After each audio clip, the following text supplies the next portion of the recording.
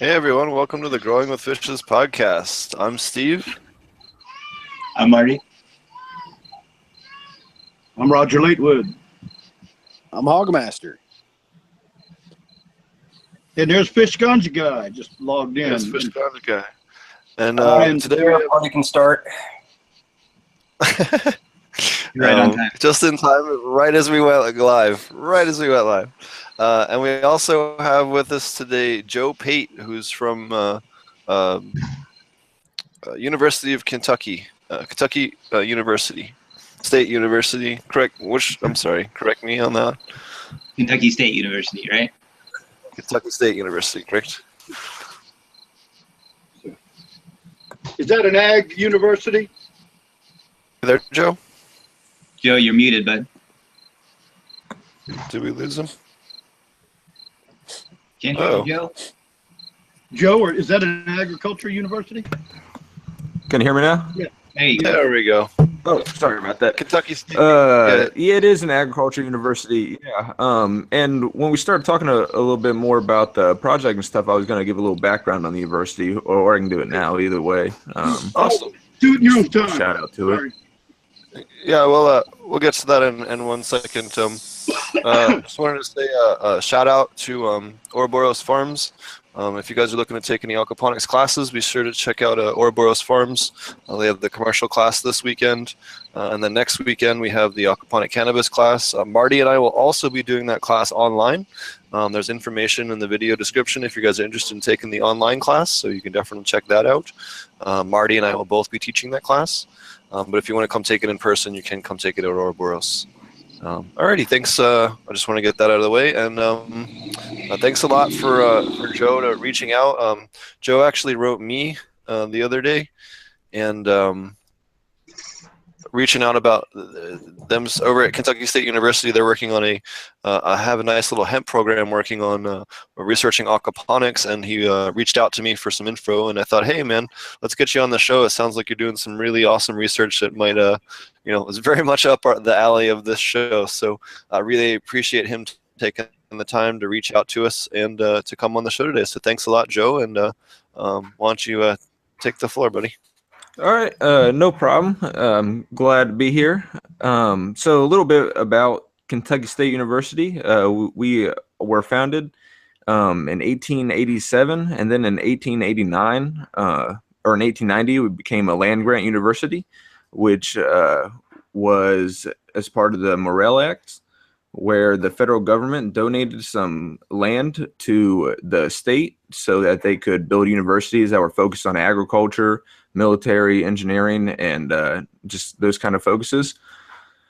And since then, we have started the division of aquaculture in 1990 in the 1980s, but it was focused on research and extension. And then in the 1999, they started classes for the aquaculture division. So the aquaponics is really just like a small part of really what we do there. And then I work within the division of aquaculture, and there's a lot of really cool stuff going on there. We have all different types of stuff, from fish nutrition to genetics work to breeding and reproduction methods, as well as looking at production for saltwater species like Pacific white shrimp and landlocked states like Kentucky. So you're able to produce fresh aquaculture that you wouldn't be able to otherwise. It's one of the top 5 aquaculture schools in the United States. So that's pretty cool. And then I work in the coolest part of it, of course, which is the aquaponics. Yeah. Very nice. Not only that, you guys are doing hemp research in aquaponics, which is even cooler. Yeah, we just started that. This is the first trial with it. It is actually in partnership with another part of our college, which is the Environmental Studies Division and the College of Agriculture. For the last 2 years, they've been doing research on growing hemp for mostly fiber production in fields in Kentucky. Just because there's a lot of interest in finding new species of plants that they can cultivate instead of tobacco. just because a lot of tobacco farms are now, just going under. There's not Right. big interest in the tobacco industry anymore. So they've been doing a lot of research in the field, and then a student, a graduate student, Rose Johnson, she actually is the master's student running this thesis project, and then we are in partnership with her, and we're running it through our aquaponics setup there, in the division of aquaculture. So I can tell you a little bit about our systems, or Yeah, why don't you tell us a little bit about the experiment and the kind of setups you guys have, and how you guys have it set up, and it sounds really interesting.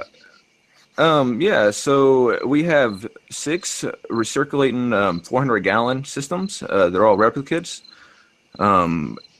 We have about we have 2 grow beds in each system that are 1.35 meters. So that's for a total of like 2.7 meters squared for grow space for the entire system. And right now we're doing the hemp in there. What we've done is converted 3 of those systems into soil beds and stocked them with 18 holes per bed, or 18 plants per bed. And we're running we actually have 24 of these LED lights. They are Illumatex brand, 1000 watt, or they're 540 watt, but they replaced a 1000 watt. Those guys are pretty cool. Just got those in and put up over the plants. And right now we're about 6 weeks into it, and we just began sexing out some of the plants. So that was pretty interesting. Getting to learn how to do that. And it was cool. Got probably, yeah. Yeah, definitely. It was really cool because that was, being the first time in Kentucky, cannabis isn't legal there, so we're growing hemp. So it was really cool for the first time to be able to really see that in person, and be able to take part in taking out the males, and just giving love to the females and stuff like that. Caring for the hair. But it's going pretty good so far. It's in kind of the beginning of works, so until the research is finished, we won't really know the results. But as far as the aquaponics side of things go, we are growing them in deep water culture, in raft systems, which I know isn't really ideal, or as part of the industry goes, and Aquaponics Cannabis growing webpage here. But we just kind of had to start somewhere with it. But yeah, do y'all have any questions? Or well, in your deep water culture, how do you have them set? Like you said, they're just in raft systems. So are you just most of the plant is submerged in water full time? Yeah, they are submerged full time. They're just like the UVI system. So they're on floating rafts, and they're spaced at 18 plants per 1.35 meters squared. And the roots are directly in the water. There's no gap for air or anything like that. Mm-hmm. You guys run quite a bit of air in the tank then? We are running air in the tank, yeah. And of course, we have about 2 air stones per bed, but we are beginning to see problems with pythium and root rot in the plants. We use the raft system down here a lot in the hydroponic houses. That's for lettuce and cabbage production. They're like 4x4, 8x8 styrofoam sheets with that fit a 2-inch net pot into it, and then you grow it. Yeah. All right, go ahead. Oh no, that's the same exact setup. Yeah. Okay. So that's what we. So I didn't have much more to say than that. I was just trying to clarify that to Marty and everybody out there. It's your typical floating raft that you see in deep water culture greenhouses, hydroponic greenhouses, where the whole there's like a pond. The whole thing's like a swimming pool, and they start them on one end and keep pushing them down to the other end, harvest on the other end. It'd be different with hemp. I don't see that as a good way to grow hemp. I can see why you might experiment that way, but it'd be. You have to hang it. You have to hang it vertically, right, in order to support it coming out of there, right? Yeah, we are adding supports to it. And yeah, it was really just a starting place, just because the floating rafts are the most researched in aquaponics in terms of production wise, but they are mostly used for smaller rooting crops like lettuces, Swiss chard, more of your veggies and greens, opposed to something with like a bigger root system like tomatoes or cucumbers or hemp or cannabis. Sure. For sure. So what are you guys planning on doing about your root rot issues then? So we've turned up the air in the system as of right now. We're kind of limited in like what we can add, just in terms of, if we're looking at certain result, or just certain things coming out of it. If we start tweaking and add a whole bunch of stuff and kind of mess up the results, so we can't like say, oh, this did that, or it also had these other effects or whatnot. Right, you have to do one at a time and see what exactly happens. Yeah. So depending on how this the results of this research will just really lead to more questions and lead to more research. It's kind of just like an opening door into farther research in aquaponics and hemp, and just kind of tweaking out all the little things as it goes, and kind of keeping up with the commercial side of things too, just because there is that race between what's going on the commercial side of things and out in the industry, and then what's actually being researched and has like proof and evidence behind it. Are you supplementing your fish waste in your deep water rafts system? Is that where you're having this root rot? Is that being supplemented at all, or is it just the fish waste? Where are you at with that? With your amendments or supplementing the solution? Can we take 2 seconds and figure out whose audio has the cricket? My mic has been muted, so it ain't me. I know it's not Fish Ganja Guy. How about Joe? It quit. Guilty over there. Somebody. It might be me. I live in a swamp, and I got. Oh, it's Hogmaster. Yeah. Okay. There we go. I was muted for a while. I was like, maybe there's a cricket in here. Like I didn't know. Yeah, I'm staying at a place in the redwoods, so I thought it was here. So somebody pointed out that it was coming in on the audio. Well, I love the background, so I figured it would fit in for the show. Well, yeah, let's mute the cricket. Cool. Go ahead. I didn't mean to interrupt. Oh no, you're fine. Where were we at? I asked you about what are you doing with your solution? Are you supplementing? What are you doing in this? Because you had the root rot and all. So yeah. So like I said, we're not really adding any types of chemicals or anything to help with the root rot at this point. The only thing we are basing our systems with are potassium hydroxide and calcium carbonate. So and then later on, of course, we'll add some phosphorus into the system for fruiting. But we aren't adding. Helps with root rot a little bit. What is it? What is it? Yeah, silica too. Yeah, the silica too. Yeah. And like I said, we can't really add a lot of stuff this beginning stage. It's really more of like a door opening opportunity. And then like future studies would look at adding, silica or silicon to the system in order to, prevent root rot or, build, just stronger plant, in general, or just other types of things. So you're saying you're stuck in this regimen for the entire grow? Pretty much. Yeah. Really data, by changing it would foul the data for you have this case study. Exactly. And next time you'll try to add something to keep it from having root rot. Is that exactly? Like silly? Yep, exactly. Okay, that makes sense. Okay. So turning up the air though, you think turning up the air just wasn't that big a deal? Is that what you guys decided? Well, I turned up the air just to help it a little bit. It's running about 7 milligrams per liter is the dissolved oxygen. But honestly, I just think they're too wet. And then also they're in rock wool. So I think the rock wool is causing some damage with the roots, just being constantly soaked. That is, causing some issues, rotting the roots out there, making them more susceptible to getting, Pythium and whatever their disease is in there.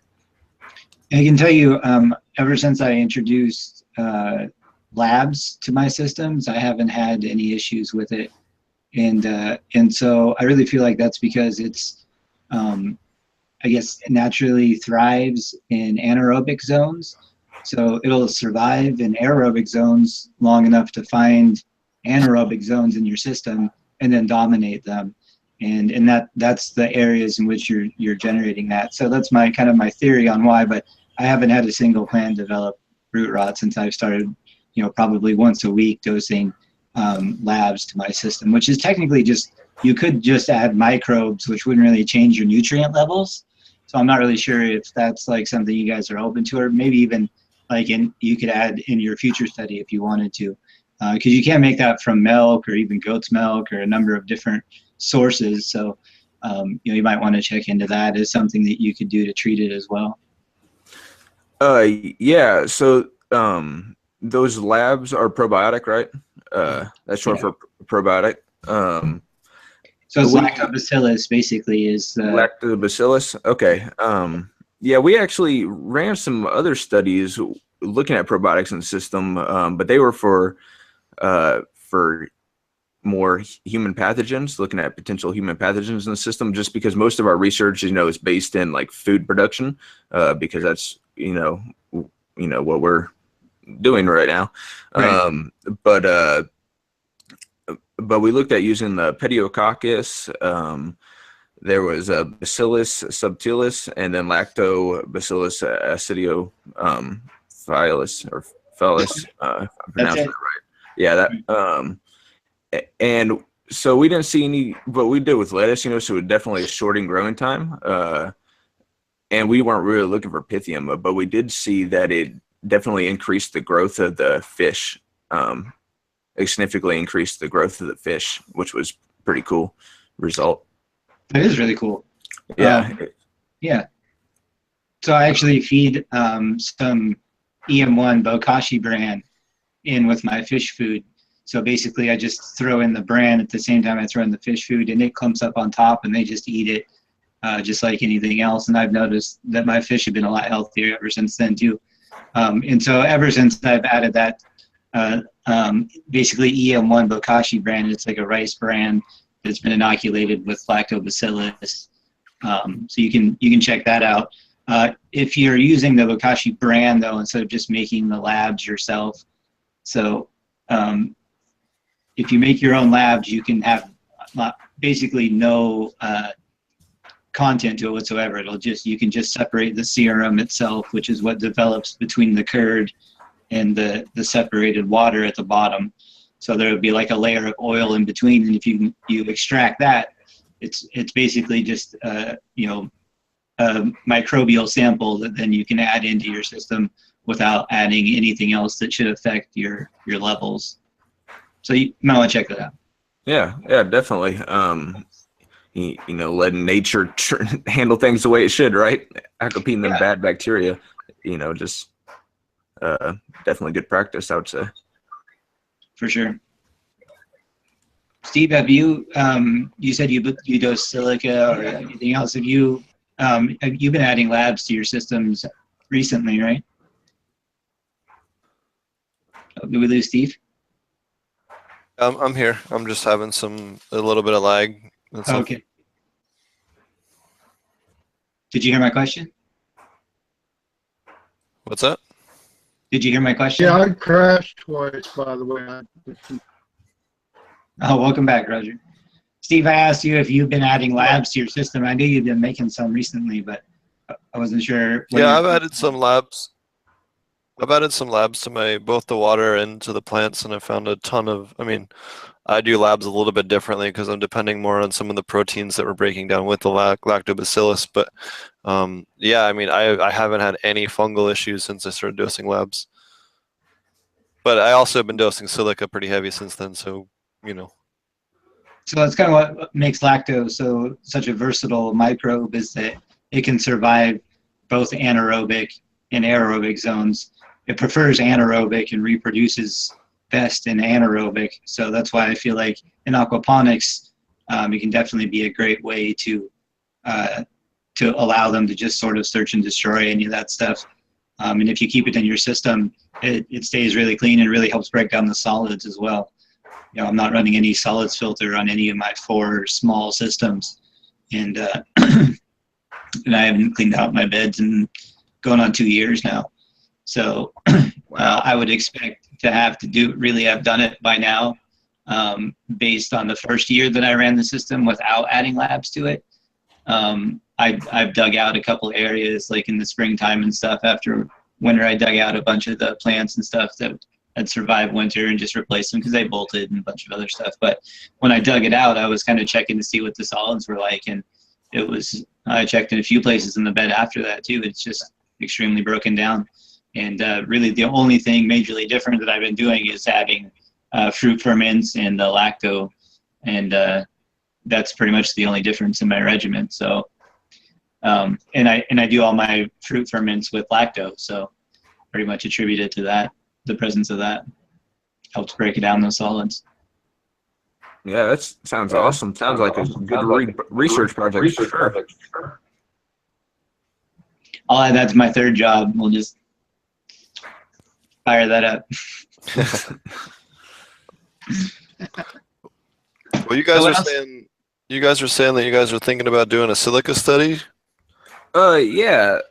So that's what I was actually kind of interested in running for my thesis project. After we get finished with this one, was looking at using potassium silicate in the system and just how it affects the plant of the growth of the plant, which I assume it will, just based on evidence that has been shown in multiple plant species, from small leafy greens all the way up to like rice and more of your agro crops.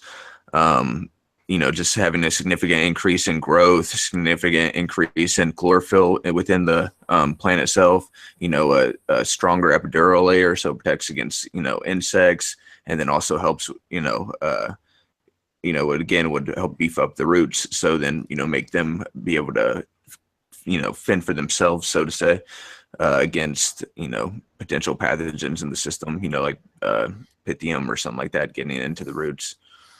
So there's just a lot of really good evidence that would support the claim that the potassium silicate would help growth in hemp, for sure. Cool. Yeah, I think that'd be a great project. And we've talked about it a lot too, and even the people that use it a lot, I I do horsetail. I've been banned from forums because of that argument. That it works. Yeah, and so I think that even us people that use it a lot don't really know what the full value of it is. Like what, how much can you do? Yeah, they still don't really have a real good understanding. Yeah. Yeah, definitely. Too little, and it doesn't do much, too much, and then you're just wasting it. So, finding that medium spot where the plants love it best is, what you got to do. And right. Yeah, or not kill the fish, which I don't know if you could with a silica or not, but I've done a lot of horsetail fern fermenting for my silica, and I've dosed a lot of it, and I will say there's probably a plateau. Like, I think you're right, at some point you're wasting it, but I don't think I ever saw any negative effects of it. Like maybe a raise in pH, but a lot of times you're looking for that anyway. Yeah. In the summertime, not so much here because my well water is pretty high. So, when I'm topping off, I'm pretty much just adding in enough calcium carbonate because I'm adding water often enough. So I don't have to worry about it too much in the summertime, but in the wintertime, for sure, you're looking for that boost because your microbial activity slows down, and you're not evaporating off as much water, so you're not topping off as much water. It'll go weeks without filling up tanks, as opposed to the summertime. The outdoor tanks need water like every couple of days. I'll try moving, see if that helps. It won't help, Steve. You'll still have to mute.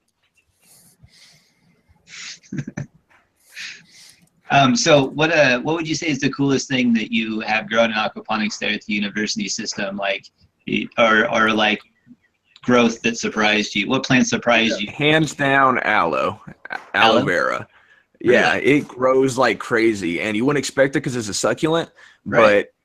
But I've been working in the aquaponics division or part of the college for about 3 years now, and we've had this one aloe plant that has reproduced insanely, like covered up an entire 1.35 meter bed full of big 8-inch blade sprout. Eventually they grow up into like 8-inch blades and tons of them, and I harvest them out. I think I got 15 small ones, I got like 10 mediums, and then like 5 really huge ones from that. And then it's filled up the bed again, and then it's filled up another bed that I planted a few more up, and those beds are all in flood and drain systems with expanded clay, but just filled them up, and it just grows like crazy. It's so thick and juicy, it's insane. Oh, that's cool. I'm gonna have to try that out now. But, Yeah, it's cool for sure. And you wouldn't expect it because succulents don't really like water, but even I've done them in the deep water culture, and they still love it. So I think it's not so much they don't like the water; they just get like suffocated. Right. So if you have that oxygen in there, they don't care, and they're just able to suck up all the nutrients they want. I think it's more about they don't need water, not that they don't like water. I think when they get water being a succulent, they're going to suck it up and get giant. That's what a monster plant, like you're giving it superfood. It does. They're not, they go, yeah. Yeah, that's what it does for sure. Yeah. Do you run the aloe? Do you run that in a flood and drain, or is that in a raft? That's in a flood and drain system. Yeah. And then that. How cool. The gas exchange helps out a shit ton. Yeah, I would. Yeah, pulling in all that fresh oxygen in there. And I like you're using expanded clay, you said, and that's one of my favorite. I love expanded clay systems. That works really well.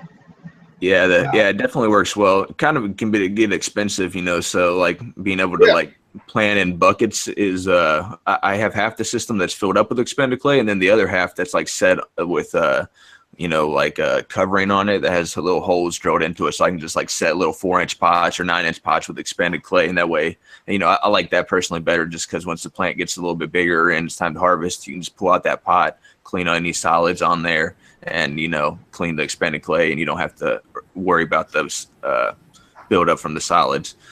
Right. Which sounds like Marty's doing it right if he doesn't have any solids in his.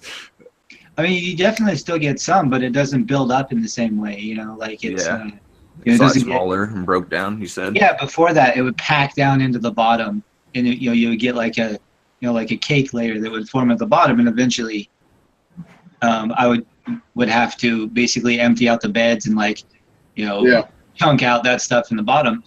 Even when it's wet, it's still like just thick, it's just thick poop, right? Yeah. And and I expected that in my systems this year when I went out to clean them out, and there was some solids in there when I first put in there, and I just threw a whole bunch of bokashi brine in there and turned them over, and then just let them sit for about, I don't know, it was probably like maybe a week or so, and I went back out there and I had a Scooby in my fish tank. You know what a Scooby is? From bacteria and yeast forming together.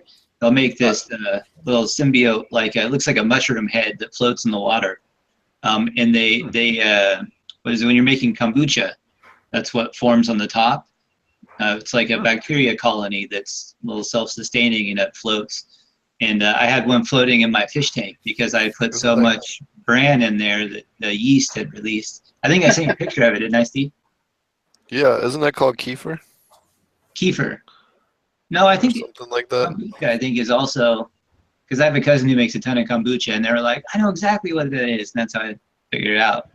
And so yeah, I don't know, but I do think they make water kefir with it as well, which is I think a similar process. But I've never done either one of those things, so I'm not really sure. But I do know it's from because when I looked it up, it's from the yeast that was released, bokashi brand that I put in there at the same time, because the rice bran combined with all the bacteria and breaking down all those solids, that they just went crazy. And my water got extremely clear, like crystal clear, like see the bottom, like it was pretty awesome. and turned over the beds and relatively clear. And so that's I started adding to my beds all the time, and I cleaned out my front porch system just like maybe a month ago to replant it for summertime stuff.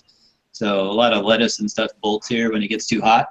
So I have to replace it with like shaward and stuff that won't bolt and will still go through the summertime. So when I pulled all that stuff out, all the roots were nice and white and clear. There's some solids floating on the bottom, but like no cake level, none of that stuff. It was all free floating solids, and everything else was getting broken down really nice. So I'm gonna keep doing it, see how it goes. That's awesome. Nice.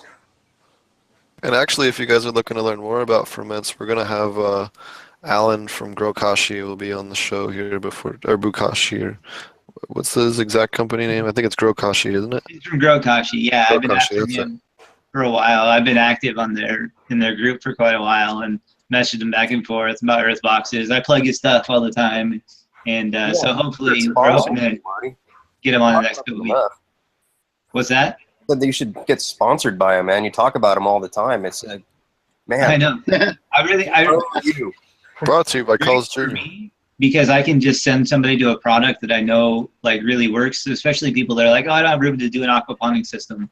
You know, or I don't know how to do an aquaponic system, but I still want to grow quality stuff. Okay, well, here's an easy way to do that. You order this for $100, put water in it, done. You know what I mean? Like when it runs out of water, put more water in it, but everything else just comes mixed and ready to go. So for me, it's always a nice way to just put noobs on some good, or people that don't have experience growing and all of a sudden need to. Like I talk to a lot of cancer patients that message me. They're like, or family members of cancer patients are like, I need to grow meds now. And I'm like, well, first of all, you can't grow meds now. It's going to be a little bit.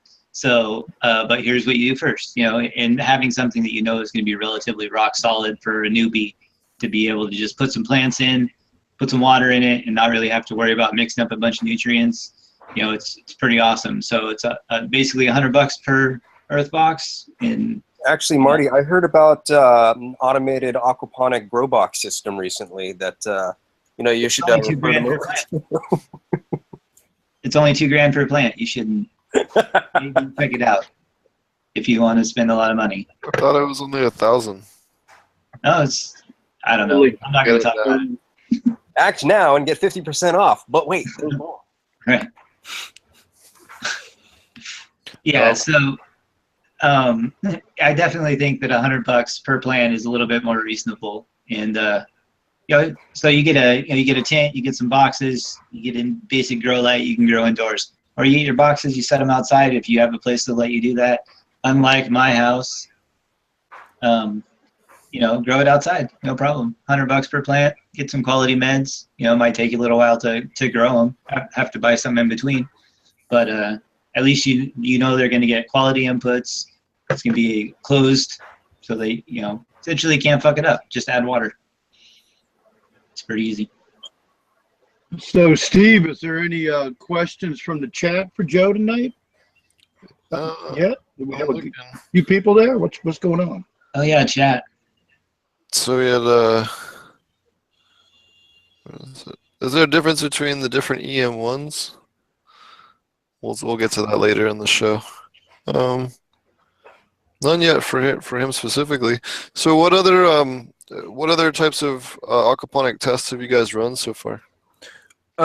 So when I started there about 3 years ago, they had already done a few on looking at different light technologies.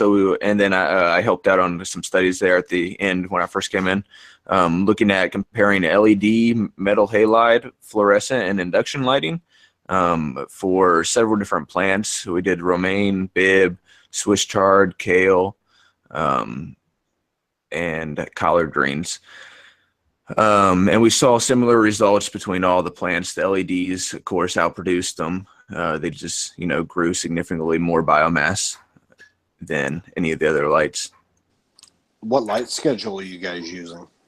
Right now, for our hemp, we're doing 18 hours on, and we standardize our lights to 230 par or ppfd, which it gives us a daily light interval of 22. I don't know if what kind of measurements you all use to measure your lights or any of that. It's Usually constantly evolving. Usually PAR and PPFD. Yeah. Okay. Yeah, I know a lot of like people at home, use foot candles and stuff like that, but they're not scientifically as sound. I was going to say candlelight for grow light is kind of comical. Yeah.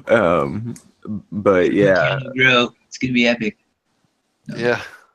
What was it? I don't even know if a candle even puts out enough light. It's funny if you ever look at like a equivalent, it's like 140 incandescent bulbs for a 400-watt HID or something like that. I have it's in one of my slides.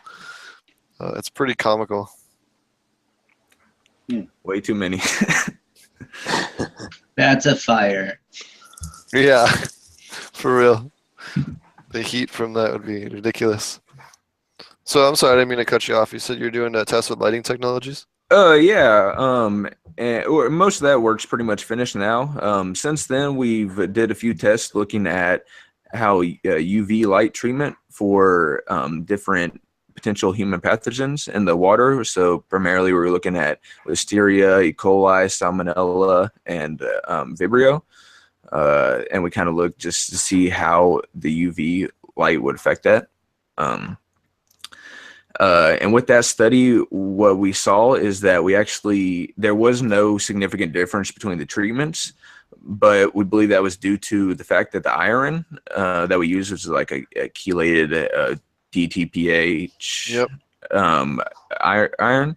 So what that does is it'll fall out of solution inside of the UV light and block the transmittance. And even if it doesn't fall out of solution, it will block the transmittance of it just being in the water of the UV light. So it basically rendered it ineffective. But some good news from that study we were at Pool is that we didn't find any potential human pathogens in the aquaponics of any of the ones we looked for. So that was good.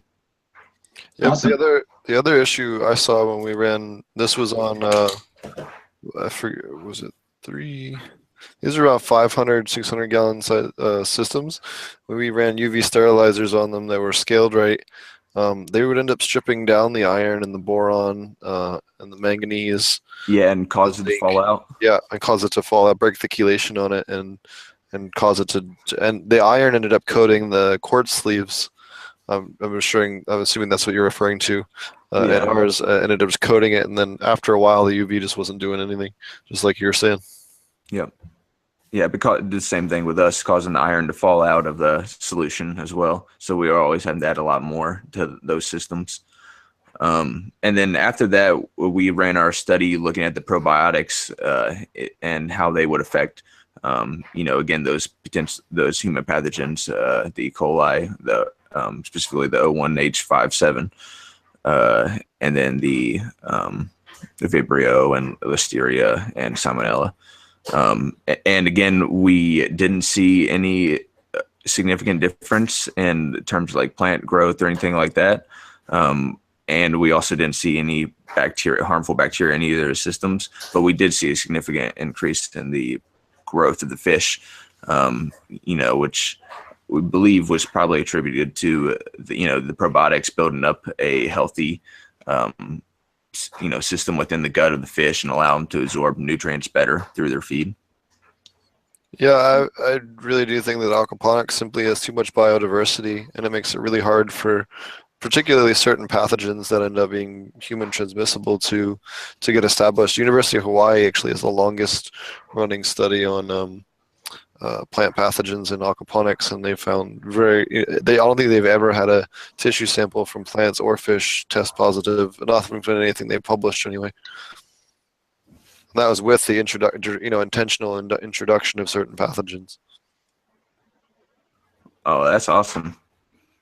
And see, and that's important information, for the food industry, but just in general for people at home, everywhere, to know that aquaponics does produce a safe product, even though it is in close relation with the effluent water from the fish. For sure. Yeah. And you can breed specific microbes if you want to, and just help dominate all those areas as well. Because Yeah. a lot of times you're I'll compete them. developing anaerobic areas, so helps out. That's what I find fascinating, is how you can supplement it that way, all biologically, you know, and organically, you know, through the labs and stuff like that. It's really neat. Yeah, you're out competing them basically. You're taking all their resources and squeezing them out. And, you know, some of them, you know, will just eat them. So it's you know, kind of depends. But for the most part, you know, any way you can dominate them works. So out compete them and take over the environment, and you know, like Steve was talking about, the diversity in the microbial life just doesn't allow them to survive. Mm-hmm. So what other things do you test for? Do you want to talk a little bit about? You said you had a pretty cool machine for testing the plants while they're growing. Yeah, which that was for a preliminary study we ran a little while ago, looking at the effects of potassium silicate on lettuce growth. And it was a pretty cool machine. It was, I believe, the LI Core 9000 or something like that. But what it did was it had this little chamber that you would press down on top of the leaf, and it would measure the amount of CO2 going in and the amount of CO2 going out. And it would, of this little chamber that was around the leaf, and basically it would tell you your photosynthesis of the plant in real time. And it gave you all types of other cool factors, like the you know, how big the pores were open, the vacuoles and everything were open on the plant, and, you know, just a bunch of really cool information. And basically, you know, how you would do it is you would just like set the temperature that's inside the box and like make the environment just equal to what the environment is outside the box. So you'd balance out the humidity, the temperature, and then the amount of CO2 within the thing with what was equivalent to outside the chamber. But yeah, it was a really cool device. And hopefully if we are able to do the potassium silicate study with hemp, we'll use it again on that and be able to get even more data, just as how the potassium silicate affects hemp in different stages, you know. I'd love to see that on a labs test. On a labs test, that'd be good. Yeah, with the lactobacillus stuff. Yeah. Well, you mentioned that you guys track plant growth with some probiotics, right? Yeah, we looked at that one in our study with the human pathogens and adding the probiotics. So we ran it again with lettuce. So it was they have a 3-week grow out for harvest, and we did it through 2 grow out periods. And we didn't see any significant growth in the plants between the treatments through the labs or the other 2. But that also might have been stuff we also weren't looking for, like the pythium. We didn't necessarily like measure.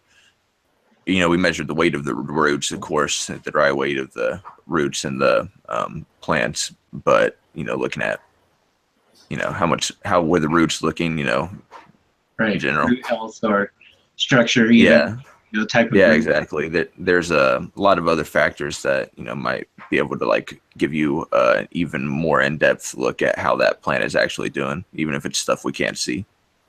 Well, also, if you didn't have any root rot, that's something, right? Yeah, exactly. Yeah, and there was no significant difference between the roots either. So so I just we didn't have any root rot though in the other system. If say you were to introduce a heavy load of pythium or something, or how would it affect treating that? I'm not sure. Anything like that. Just out of curiosity, how many people are in the program that you're in? You work so with? For the division aquaculture, there is 22 grad students. But for the aquaponics part, it is just myself, my boss Janelle Hager, and then my coworker Zach Perry. That are doing the systems right now. Before then, we've had a few other grad students. Charlie Schultz actually designed our systems here at the college and got his master's from the university. And then after him, worked with like Luke Oliver, is another guy who helped out, or he did his thesis on the comparing light technologies in aquaponics. Cool. We've had So a pretty small group over the years for sure. Yeah, Charlie is a friend of the show. We've had him on the show before.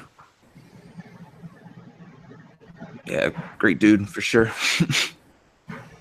That's awesome that it's that small and you're that into the entire system. That's great that there's not several hands inside of it, so you're able to see exactly what's going on. That's very cool that you're able to have that opportunity not just through observing. the university. Yeah, exactly. Yeah, it's awesome. You know, my work isn't work at all. It's fun. You know, I mean, half the time I'm there 3-4 hours after work's over, and I'm just fucking hanging out with the, you know, the plants and just like checking the system. You know, just being there. You know, because what's better than being around a bunch of plants and fish, right? Exactly. But yeah, it really is awesome, and it's a great opportunity. And they're actually developing a aquaponics course that will launch in the fall. Yeah, which will be pretty cool. It'll be an online course that, you know, people can take from anywhere in the world. And there's several others. We actually offer like an online certificate degree in aquaculture. So if anyone is interested in, like, you know, aquaculture in general, you know, whether that be aquaponics or just all the other cool things going on in aquaculture, whether it's working with Pacific white shrimp or prawn or, you know, koi or, you know, any of these different species, working with nutrition, genetics work, any of that stuff, it's definitely a really good checkout to look at. Because they have a lot of cool opportunities, for sure. Because there's not a lot of courses like that available. So, in fact, I haven't heard of very many at all. I mean, as far as with a university backing it. So that's pretty incredible from what, because I know in our, you know, Clemson, and, you know, they're just now getting in. I mean, they really don't know a lot about hydroponics. I don't know where they're at. We don't get to talk to them much about what they are doing, but whenever I've talked with them, I kind of told them more about hydroponics than they knew. But now they've been doing fertigation, which I'm sure you're familiar with.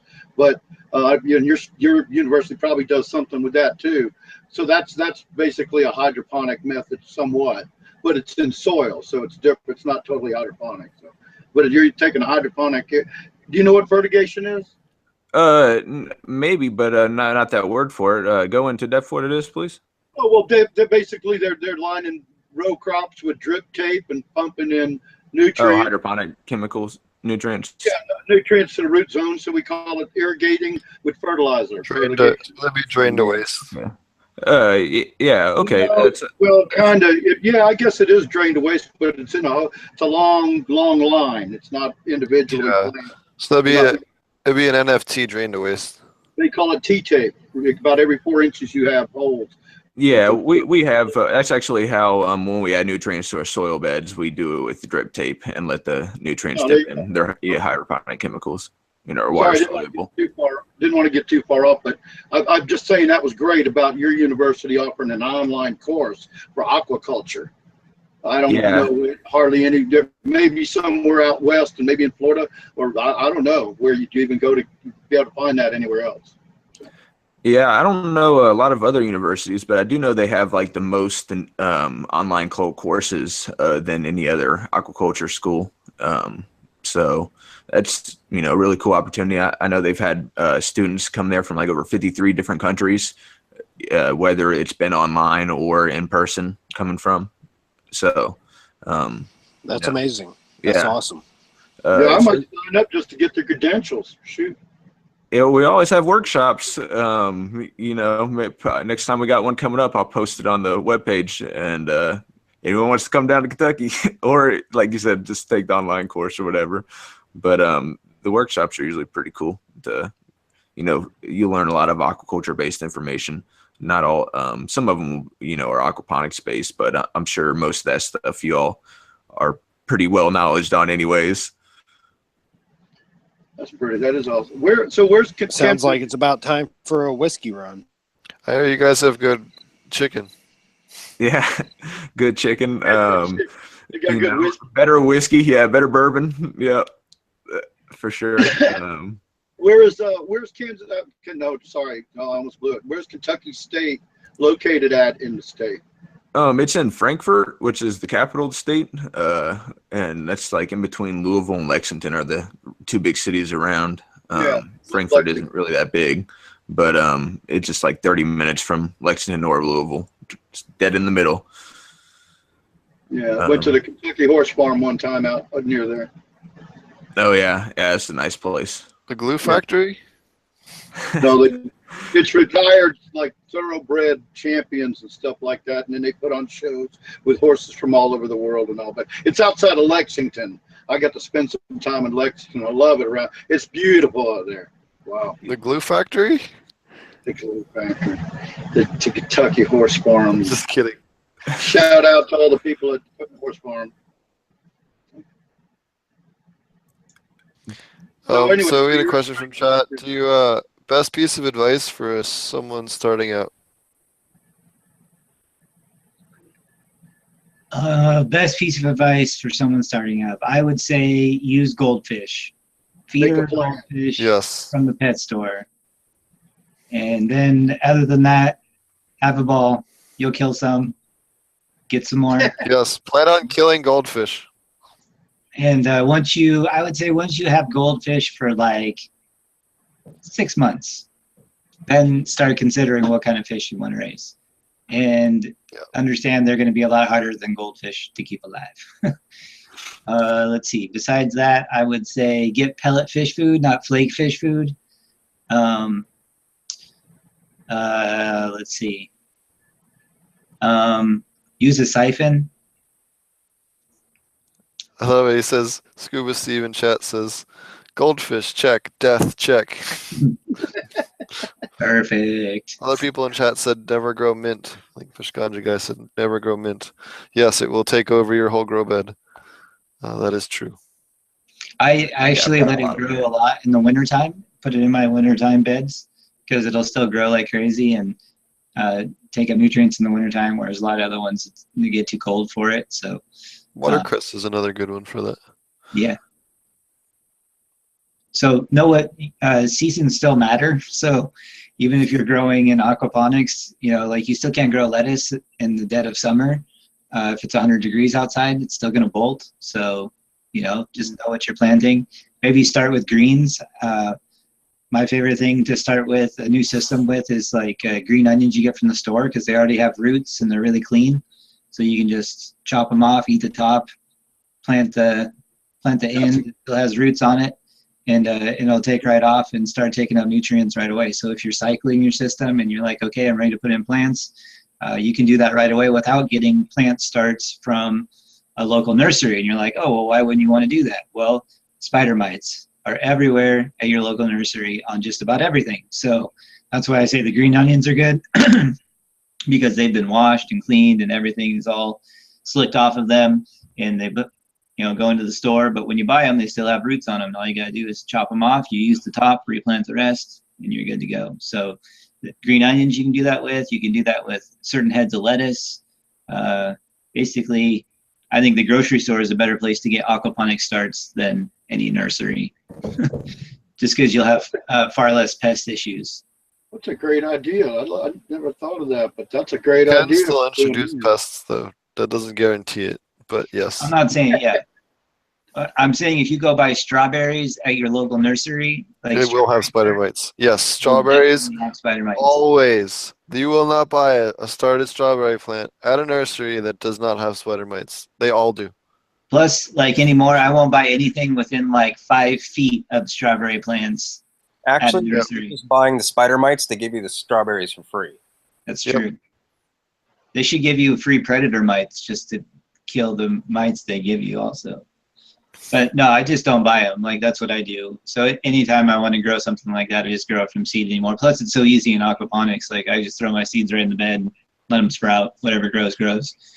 But if you want to start them, obviously, you just throw them in a paper towel.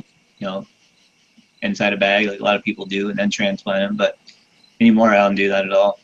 See, and that's great information for anybody, though, that is growing anything, because I had no idea that strawberries contain spider mites. That's absolutely crazy, because that can contain with just about anybody.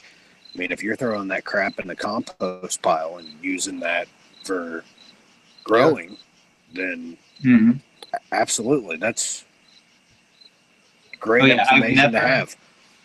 So the reason that I think is, if you look at strawberries, first of all, even though they live on them, you don't notice like the white. There's no like white dots or anything that you get on there. Like, unless they're so bad that they've developed a spider web, you know, that you could visibly see. It's really hard to tell that they're even on there unless you just look at them and see. But I mean, go to anyone and check, and if you find one that doesn't have them, then great. But everyone I've been to, especially around here, like all down the coast, like I check all the time now. Like when we go down to Humboldt, visit my family down there, same thing. Check the nursery, doesn't matter. Turn over a strawberry plant, look at the bottom of the leaf. You'll see those little guys crawling around there all the time. They're always there. And I'm strawberries gonna go with my scope. I'm gonna have to go with my scope. That is absolutely insane. Yeah. Strawberries will tolerate spider mites damage for a long time before they actually will start to show damage. Like they'll be munched. You can have quite a large population on them, and it won't really look like it. Or really even affect the plant that much noticeably. Yep. I mean, it's hard to tell. Like, unless I never even thought about it before. Finally, I noticed them on some ones that I just put in my system, and I thought, you know, like, oh man, they got on there fast. I went back to the store and I looked at that one. I was like, oh, there's some at the store. Now I know where I got these spider mites from. And I started looking at the rest of the store. We went around. We go to Lowe's, look at Lowe's. Oh, spider mites. Go to the co-op over here. I'm like, okay. I go to the farmer's market. I'm like, okay, well, maybe the farmer's market, right? Spider. Gotta go over the strawberries. Turn those over. Same thing. Always there. It's weird. So, a question for you all. Give me Steve. Sure. So, so how do you all? I'm assuming you all do clones, but what type of starting medium do you use? Rock wool. You use rock wool? I use 1.5 rock wool and never have a failure unless I screw it up myself. For cloning, I just use water. I don't have any. I use little PVC cutouts. I think it's a 1.5 inch or 2 inch PVC cutouts that sit down into a flood and drain bed, and so there's no media inside the PVC cutout, and then I just drop my like a collar, like a collar. Yeah, just like a collar. Yeah, we used to do that too. I used to do aeroponics and do. Yep. And then I drop in about 5 or so per, and the water comes up to get the bottom of the roots wet, and then drops back down. Gets it wet, drops back down. So they're about that far below the top of the water level in the flood and drain bed. And the rest of the bed outside of the cutout has media in it. And so how far like rows of are those roots developed before you transplant it or anything? I usually catch them pretty quick, so I don't have to pull out too much media. But it's just clay underneath, clay pellets underneath. So sometimes it'll pull some out if I get too lazy with it, and I don't get them out soon enough.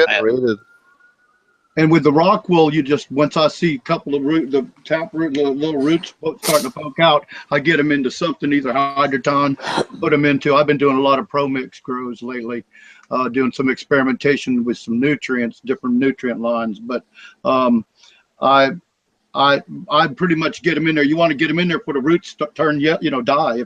If they get too much air or get light exposure, your fresh, nice roots of your rooted clone will get exposed and die, so you're not off to a real good start. So as soon as I see the roots starting to penetrate the rock wool, I pull off the wrapper and stick it in and put it in a medium up to the top of the cube, and like maybe just lightly cover the top of the cube. I actually don't try to bury the cube too deep because I don't want it to suffocate or get what is it? Lithium wilt, or what is it? Whatever, when you get the root rot or whatever. Root rot. Yeah. Where the stem breaks, looks real healthy, and then it just falls over. Pythium? I don't know. Yeah, I'd still do it the old-fashioned. I still do it the old hillbilly way with a 3-gallon bucket with a bubbler system, rainwater, with a milk carton on top. Put my clones in it, and in about 3 weeks, man, I got huge roots. I put it in Pro Mix, water it, and I'm good to go. Cool. So mine goes straight from the flood and drain. I try to catch them early, like he was talking about, before I get too many roots, or it grows down into the hydroton. And then if it latches onto too much, then I have to lift up the whole piece of PVC and try to figure it out so I don't, mess up the root system too much, taking it out. So if I try to catch them earlier, and then I just go right into dual root zone pots. So the bottom will be filled with media, then the separator paper, and then a soil mix on top, and the plant will go in the top, and then I let them grow right down through into the bed. So for the most part, I only have to water them usually about twice, so usually about once every 2 days or so. And then after that, they usually already have roots all the way down through and are getting water from the system, and I just let it go. Cool. I always do, well, for home stuff, I usually do rock wool. For bigger stuff, I use the Easy Clones, which is just like a mister, fogger, depending on the setup, that sprays So the you put the collars and hang them down to Aquaponics? Is that Yep. what that is? Actually, Fish Ganja Guy did a really cool video on a home one. You want to touch on that? I'm sorry, say that again. So you did a cool video on a homemade cloner. You want to touch on that? Which one? The fogger or with the dewy mister or what? Well, whichever. Oh my god, so specific. All the aboves. All right, All so the things. yeah, so one of the things that I did was I made a fog cloner with a was it like a 27-gallon tote. Just cut out some holes on the top that I could put those little neoprene clone holding inserts into, and I just take my cut, put it into the insert, and have the bottom of the cut sticking down into a really thick fog made by the ultrasonic mister. That would aerate and keep the cut moist enough that it wouldn't take up an air embolism. And That's what I was talking about. So if you want to get an idea of like how that works, look up Fog Ponics, F-O-G Ponics on Google or on YouTube. You'll find tons of stuff, but I mean, it's great for plant growth. But if you look up Fog Cloner, you're not going to find as much stuff, but it's definitely worth looking into. It's a cool little method.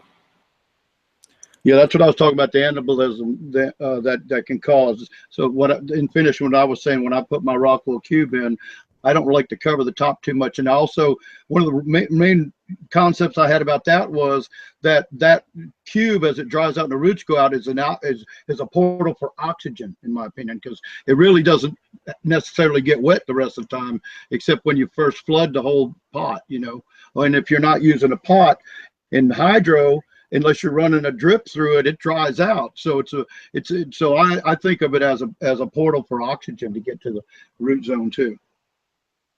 So as not to cover too much. Anyway. Cool. I built one too. I was going to show y'all a picture if I can figure out. I'm going to try to find it. I did a 24-site aero cloner that worked really well, and I got a couple pictures. I'm going to try to share with y'all. So I'll be back, yo. Talk on. Yeah, I have a friend who made one out of a Folgers coffee can, actually, or not the metal ones, but the plastic ones, and basically just like cut little slits in the top and took darts, just like from a dart gun, and cut the darts, and that styrofoam, is hollow in it, and just cut along that, and you use that around the stems to just set them and push them down through the lid, and then just let fill the inside up with some nutrient solution and let it bubble. And that's what worked real well for him for a little simple one at home.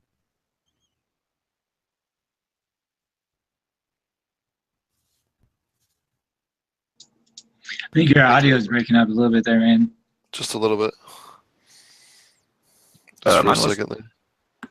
Yeah, you're for whatever reason you're a little robotic. Maybe unplug and replug in your headset or something. Might fix it. It's not a router, Steve. Oh no, audio stuff. When you reset audio stuff, a lot of times it'll fix it. Is that better? A little bit, yeah. No, try unplugging it for 10 seconds and then plug it back.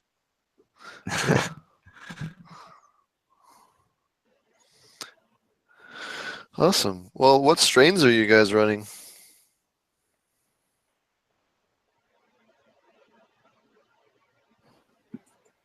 Oh, he's got to reset his mic. We can't hear you. You'll have to go to the gear in the chat thing and set your mic back. You click settings and then there you go. We'll get you back on in a second.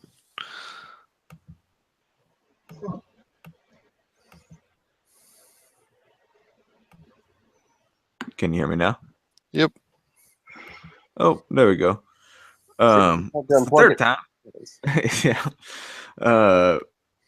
But basically all it was a Folgers can that was like a plastic one that had holes cut on the top, and then he would take darts and cut the darts and use the styrofoam from them to kind of like support the stems and push them down in there, you know, and then the roots would just be hanging, and then he would have a nutrient solution in the can and just have it bubble up, a little air stone for a little homemade one for real cheap, you know, a couple bucks. Very cool. Yeah, I've seen a couple of people do that same thing before with the plastic coffee thing before. It works pretty cool. yeah. Awesome. Sorry, Ed, what strains are you running? So we have two different ones. One of them is this Futura 75, which is a fiber dominant producing hemp strain from France. And then the other one is a Workhorse variety, which is like a hybrid between CBD oil producing and fiber producing hemp strain. And the Futura grows, of course, like more tall and straight up like hemp, and then the Workhorse a little bit more short and stouty, or it should be at least. We'll see how they turn out. That's cool. You mentioned that you guys were separating the males from the females, and I know in hemp production you don't always have to. Not everybody does, and you know, and some people even prefer the males. Do you guys have like what are your selection methods that you're going through for your hemp? So like normally if it's in the field, yeah, they don't even worry about sexing it out or anything like that. But just, you know, just because there's a lot of research on it, we're doing the females. And like I said, it's another lady's study, so she's kind of found a research and developed, you know, her methods for why she wanted to run it the way she did. So we're just going through and cutting out the males, and then we'll call them down to where we have about 3 per bed, and then send them into flower in a couple weeks. Awesome. Yeah. How long? I'm sorry. How long of a veg time you from start to finish are you guys doing? Until they get big enough. They just started showing their sexes.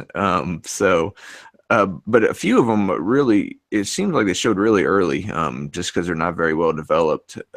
You know, I think it's just lack of nutrients really, being built up in the system, is causing just developmental issues. And like I said, we're seeing some issues with Pythium, which I think hurt a few of them right from the start.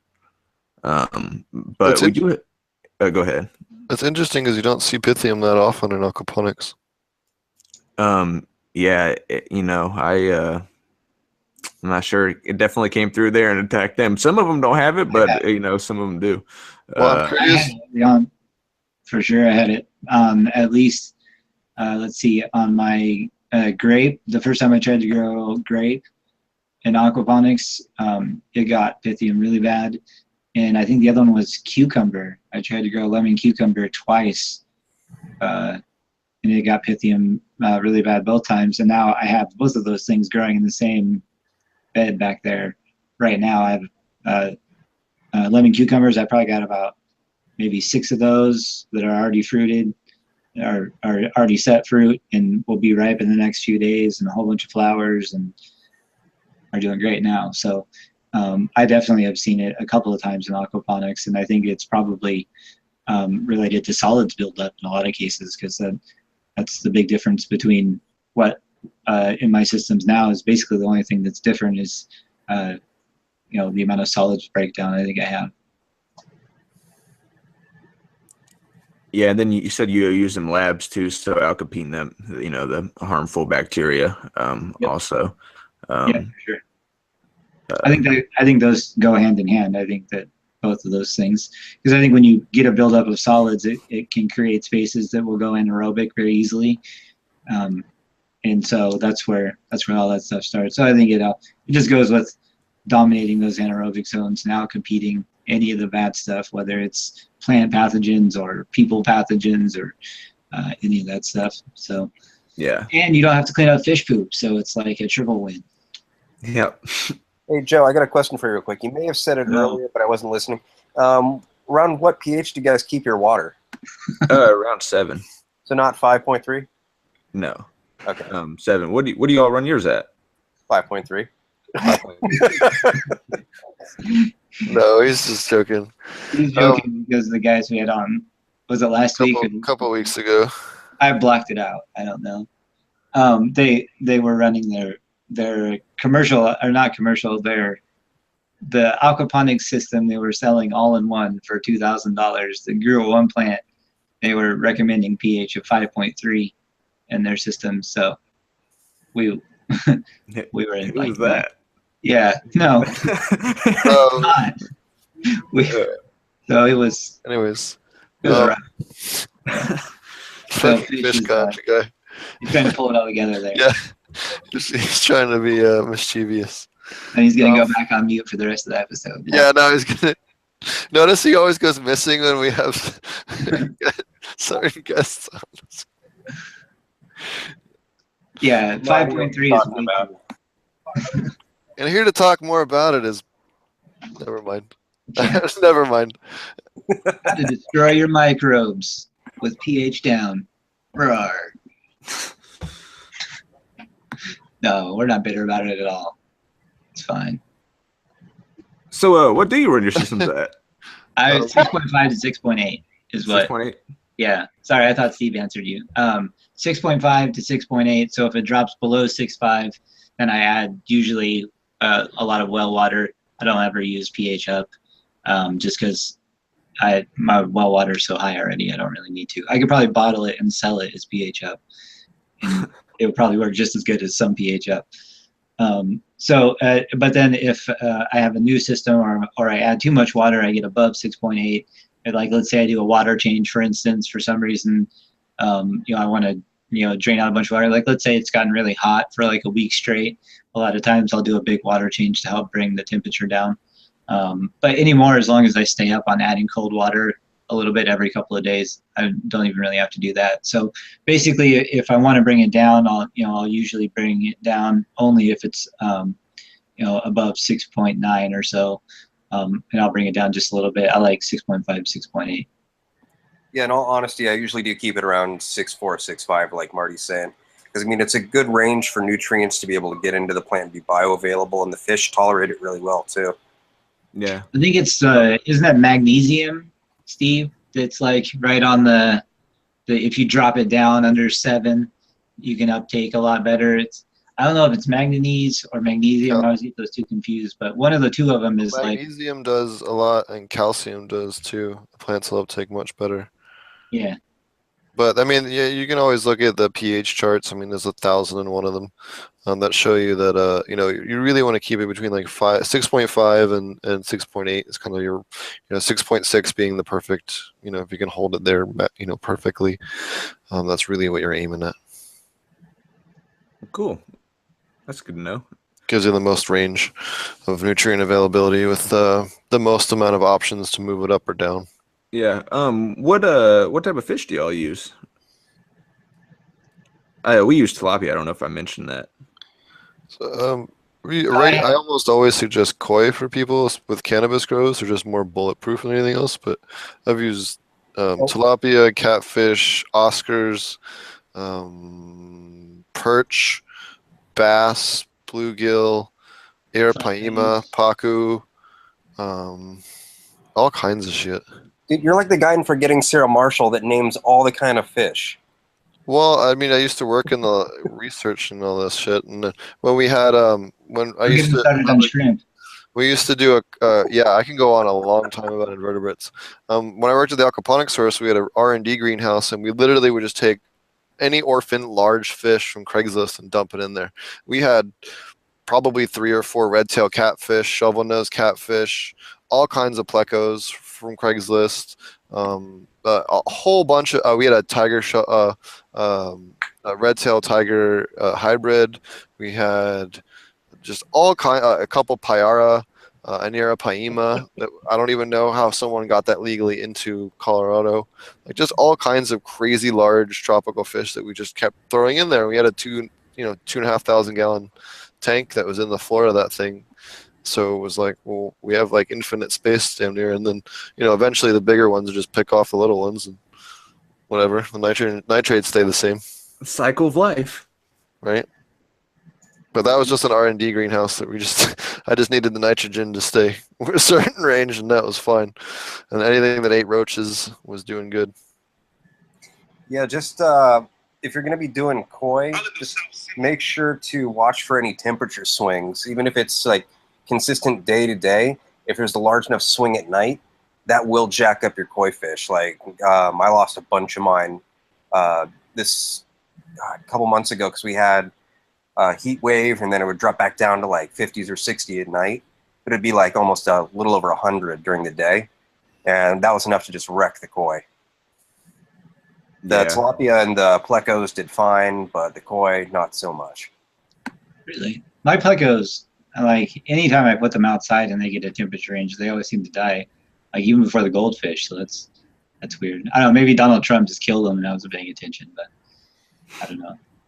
By the way, I have a fish named Donald Trump. I don't know if you know or not. No, I didn't know that, no. Yeah.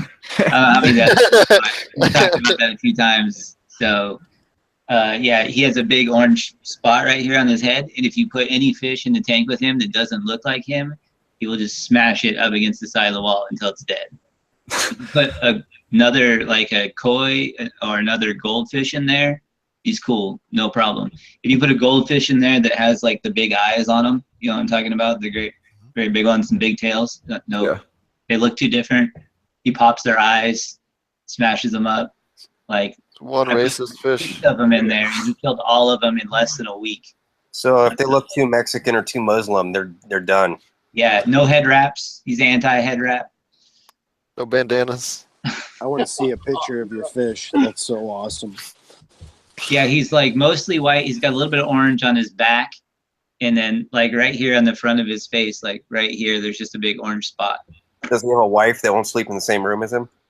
Probably. That's probably why he's so pissed. He tried to touch your hand. Was it? Did you grab him by his leg layer? So that's Donald Trump. He's getting to be a pretty big koi too. And so yeah, I'm not sure what I'm gonna right now. He just hangs out with his own kind. I guess that's pretty much the only option, or kill him. That's pretty much it. Try not to destroy the other side of the fish tank. Right. So, but I also have catfish. I have a channel catfish that survived the winter as kind of like my guinea pig. The rest of them either got eaten before winter, but I left one in there all the way over winter. Like the top froze over like this thick, and it's only like maybe 160 gallons or so. It's not like a huge tank or anything, and no problem. So to address your Donald Trump fish, if you have a fish like this, there's actually ways you can adjust the fish's attitude. I used to work in the pet trade quite a bit, and we'd regularly have ultra aggressive fish that would murder anything or attempt to murder anything that you'd put in the tank. So there's ways that you can do that. So you can haze the shit out of them, and that generally works pretty good. You can take the fish, grab them in the fish tank, pin them up against the glass, and kind of just gently shake them, and then let them go, pin them against the glass again, let them go, pin them against the glass, and basically just be an asshole to the fish. Do that once or twice a day. Be careful, you don't really want to try and get the slime coat off the fish. But you can also take them out of your out of the fish tank, throw them in a bucket, put an air stone in there, just so so the guy doesn't die. And then every time you walk by it, kick the bucket, bang on the side, put a stick in there, chase him around, just make his life miserable for a week, or a couple days, and then put him back in the tank. And 9 times out of 10, it'll attitude adjust them. Now, there's a few fish that doesn't work, like lionfish doesn't work. Moray eels will never attitude adjust. They will just keep biting the shit out of you, and I got the scars to prove it. So there's a handful of fish that just will not follow that rule. And every once in a while, you get a stubborn asshole fish. But for the most part, you can attitude adjust most fish. The Donald Trump fish sounds like he might be a pain in the ass. So he's due for. I might have to try and inject that now just to see if it works. Yeah, potent Ponico Bay. Yeah. Yeah. There you go. Ponico Bay. The fish whisperer. I'm just gonna put him in a tank and then give my son a drumstick and just let him go to town for like 10 minutes. Yeah, put a lid on top and. Again, any PETA complaints, make sure you send them to steve@potentponics.com.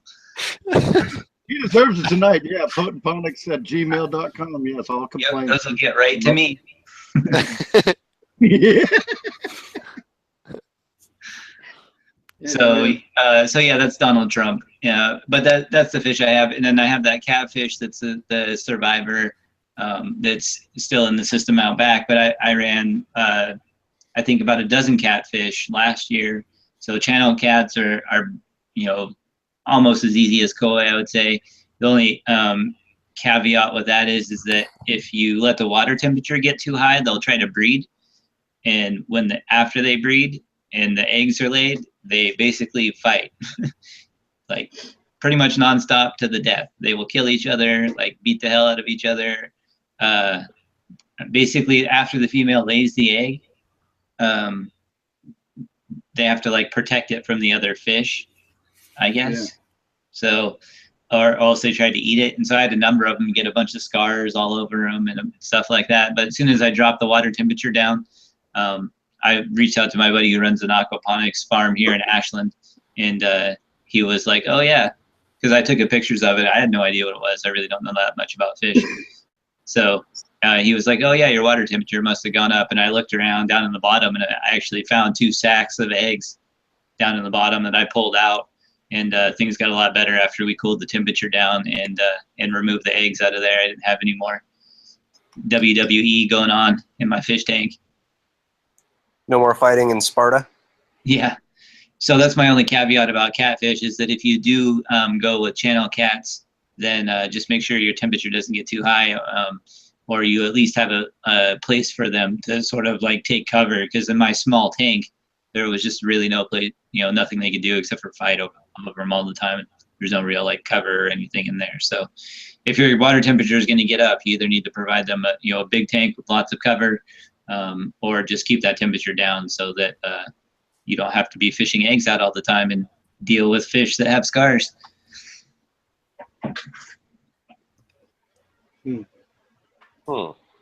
Interesting. What do you think about that, Steve? What was that? Exactly. No, catfish part. One thing I wanted to add to his. No, I'm sorry. I had to run and use the restroom real quick. That's all. I apologize. No worries, man. The one thing I wanted to add to what Marty was saying, because I heard 2/3 of that, was catfish. The other thing you got to watch with is if you quick temperature swing, they'll break out into ick really easy. The other thing is catfish are much more susceptible to bacterial diseases, so it's much more important that you quarantine any fish before they go in with catfish, because if they happen to have even a barely visible bacterial infection, they can very quickly wipe out your catfish because they're much more susceptible because they don't have scales.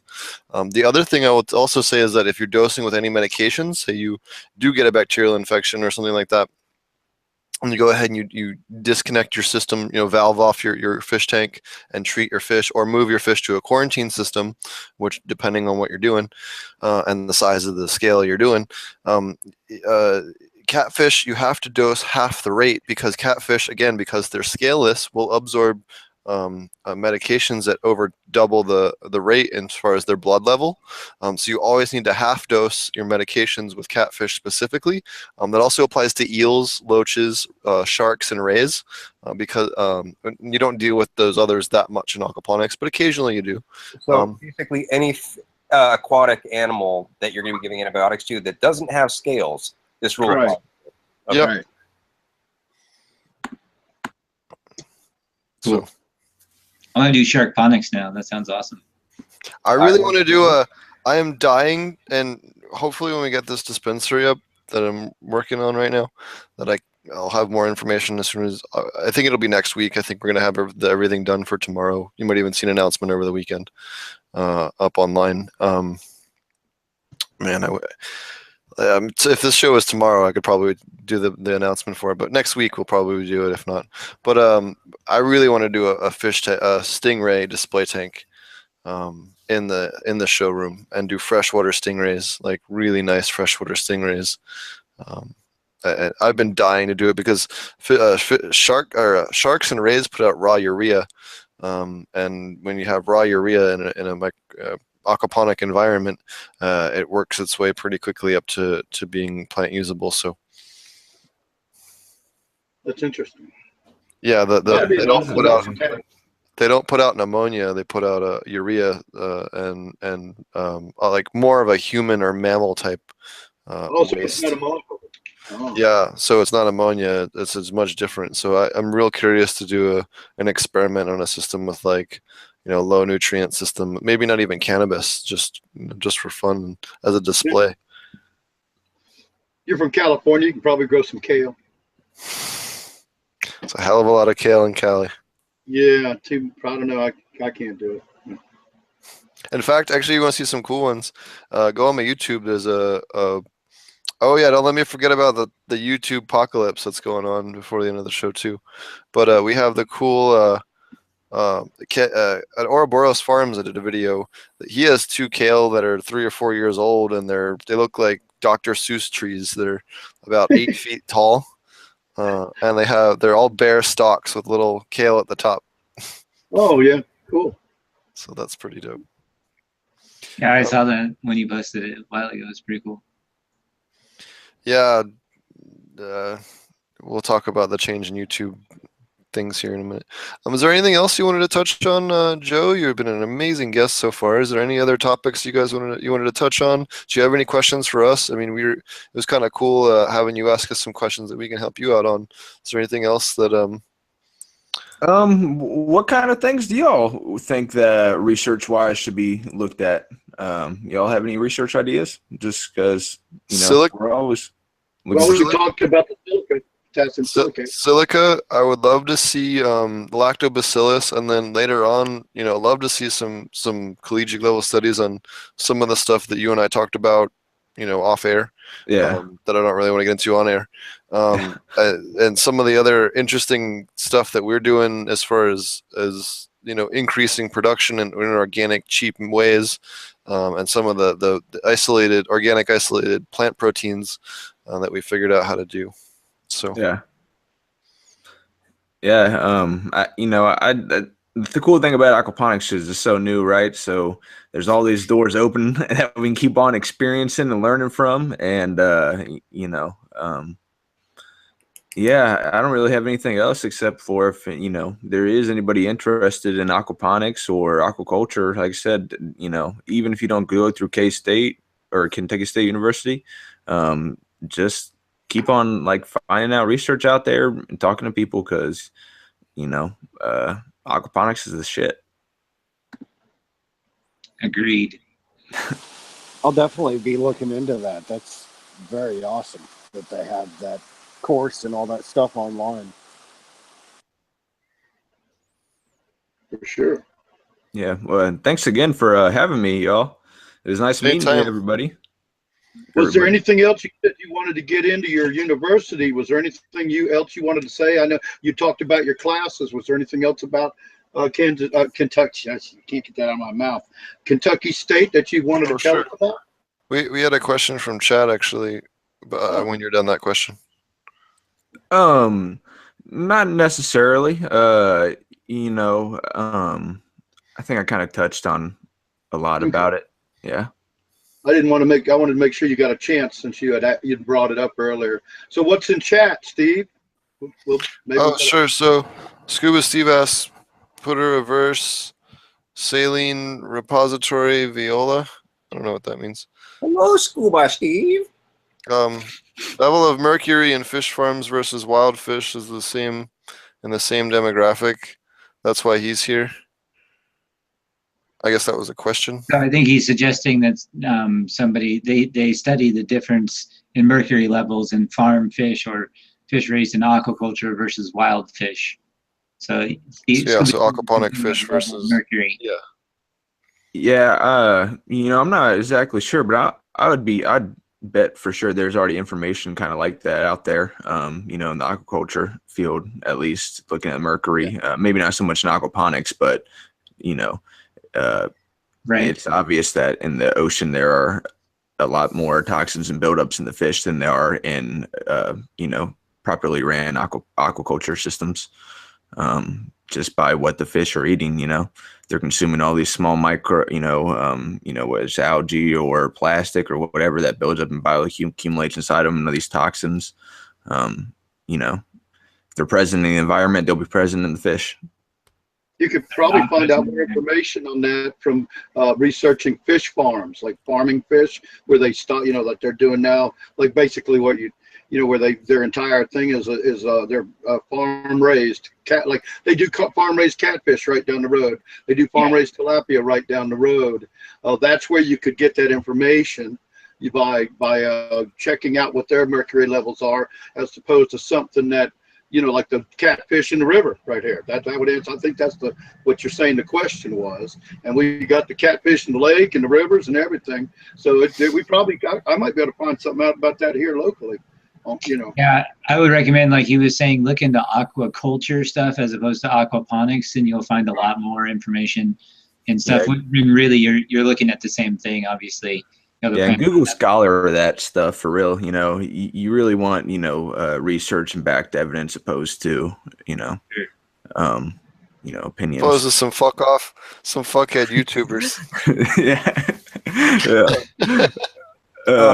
I forget. Did you mention if you were studying in any way the microbial diversity that's naturally like building up in your system, like what's balancing out in certain ways based on your inputs? Like if you're noticing one species of bacteria is leveling off and another one's staying at a certain population or declining. Not right now. No, the focus of this study is just comparing the growth and then like the yield in terms of like, buds and CBD oil, and just the quality of it, you know, and the potency of the CBD oils between the different strains and the different treatments. And I forget, did you say you were doing any side-by-sides between like the same cuts of the same strain and seeing any? They're not same. They're all the same strain, but they were all started from seed. So they're not like any clone started. Okay.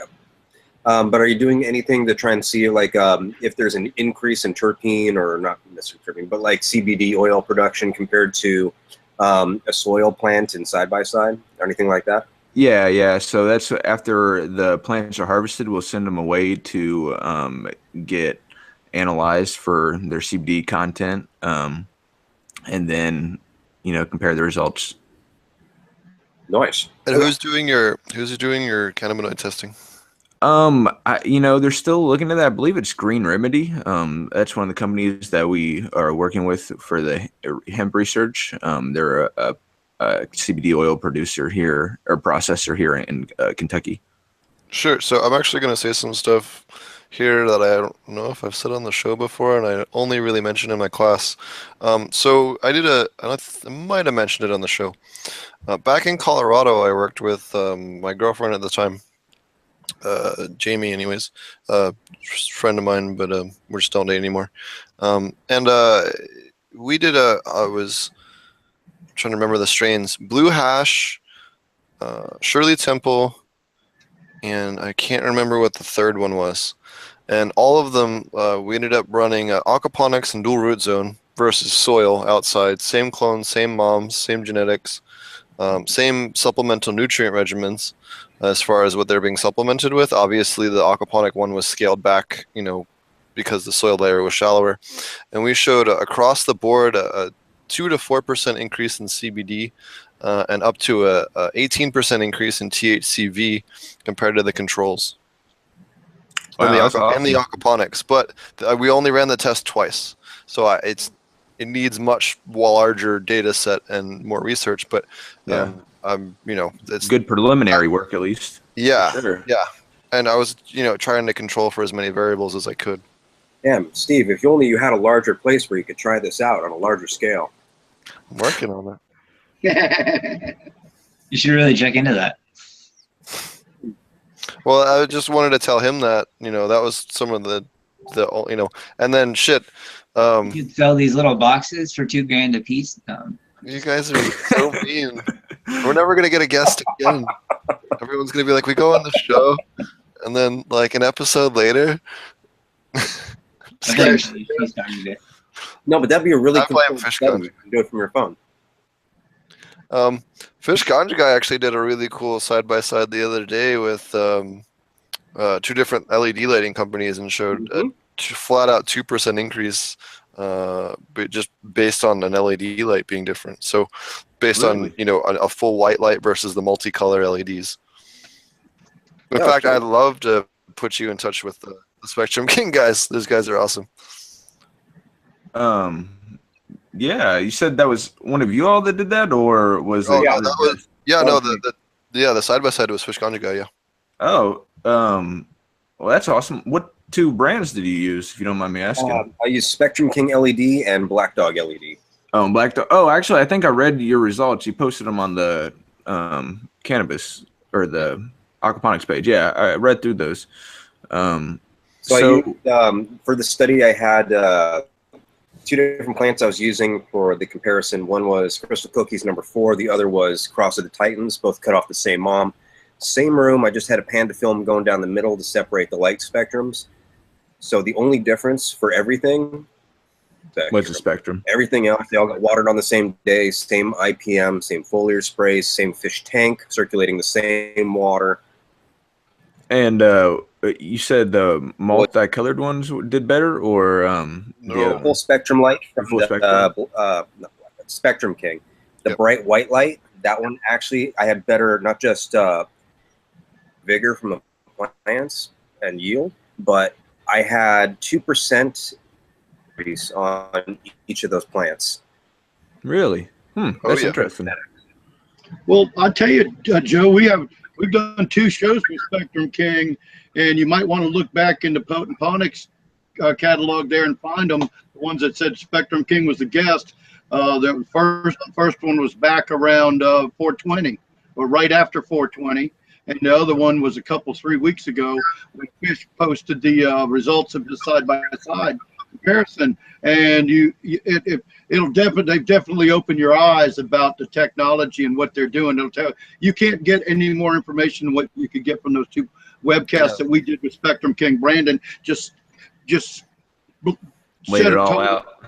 Yeah, just laid it all out. Even the guy from Black Dog was phenomenal with the knowledge and science that we learned from him. It's just that we found his light wanting in the comparison situation. Yeah. But yeah, back on those podcasts, like last week was Brandon, right? Was the second one, but Brandon and his partner did a show about back, like I said, 1 or 2 weeks after 420, I think. It wasn't last week; it was the week before. But yeah. No. If both Black Dog had a really good informational episode, and we learned some stuff in there that I didn't know. And then Spectrum King has been really awesome guests every time we've had them. And they're friends of the show. That I'm sure we'll have them on again. Those guys are freaking awesome. I talk to them at least once a week. So. And Joe, just so you look at the Spectrum King stuff, and it seems like something you like. Just remember, the stuff on their website isn't all they do. They're one of the only companies I've heard of that people from different facilities or greenhouses or research facilities will tell them what they want, and they'll custom do something to match the order for you. Yeah, that's what you need. They did some spirulina lights for me the other day that they custom did just for spirulina light spectrum. So if you give them the crop or what you want, they'll actually dial the LED diodes in exactly for that. So That's awesome. Yeah, it's pretty cool. Yeah, the lights we just got right now, we just replaced our old ones. They are both the brands were Lumitex, but our old ones were 3x2, and they were, they put out like a 3x3 footprint or whatnot. They had adjustable what was lights the on. wattage? They were 220 watt. Okay. So Sounds about right. They replaced about a 400 watt, high pressure or metal halide. About. Not really, because they have a No. smaller footprint. Oh yeah, that's a good point. It's the one downside when the lower wattage LEDs, you're cutting off footprint in order to save energy.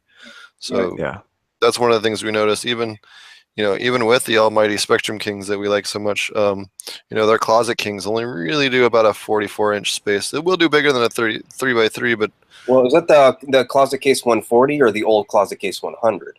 even the 140s are still 44, 46 inches. They're not the full 48. I mean, I love them to death. They do kick ass. No, no. Yeah, they even say on the site it's good for a 3x3 is like their prime footprint for flowering. Oh yeah. Outside of that, it's going to be less than prime. But what I'm saying is people sometimes will compare them to, say, a 600 watt HID, which can do a 4x4. Arguably nowhere near as good, but light coverage wise. Or even sometimes people will compare the Closet Case to, not 600, but the Closet Case often gets compared to a 315. A 315 can do a 4x4. I mean, it'll at least do the 44 inches. But that's right where the Closet Case is, so they're pretty damn similar. But in fact, we're gonna get Hortilux. I got Hortilux going to be a guest on the show, and we can talk. Yeah. So we got some of the upcoming guests. We got Bubble Man from Hash Church. He's going to be on the show with us. I gotta just reply back to him so we can set the date. And who else? We got Alan from Grow Kashi, and I forget. There's one other guest I told Marty today, and I can't remember who the hell it was. Maybe it was yesterday. I don't remember either. Anyways, yeah, but working on getting us some cooler guests on the show. So Yeah, and I don't know who it is either. Nobody consulted me. Hey, I distinctly remember a private conversation where you volunteered to do all the bookings between you, me, and Marty. So I think it was 2 weeks ago. Yeah, I didn't want all the responsibility, but I'd still like a voice in that. Oh yeah, no. Well, send me people to come on the show, and I'll add them. Yeah, I'll get right on that. It's top of my list. Oh shit! What's up, dummy? Hey, what's up, guys? Hello, friend. Hold on, I'm getting stuff here. Oh, we're just bullshitting now. We're here to see what's up with you. What's going on? I did, before we totally switch gears, I did want to say thanks again for Joe for coming on, taking the time to spend with us. And I did put a link to the Aquaculture division of of Kentucky State University. So if you guys are looking to find out more, absolutely click the link and check it out. And you can find the classes he mentioned and everything else on there. Yeah, thanks again for having me. I'm actually probably about to get off here. It's beginning around midnight, so I'm get up and hit the, crack of dawn in the morning. All right, man. Y'all have a good night, and thanks again for having me. Yep. Thanks for all the info, Joe. We'll be in touch. Thanks a lot. It was a pleasure spending this time with you. Yeah, thank you. No Keep problem. up the good work. No, thanks again. I learned, probably more from you all than you did me. Thanks for that. It'll definitely help, I think, when developing their next studies and, just growing the hemp plants more, how they should be grown in aquaponics opposed to, doing deep water culture or other methods. Well, definitely keep us up to date on everything. That's awesome.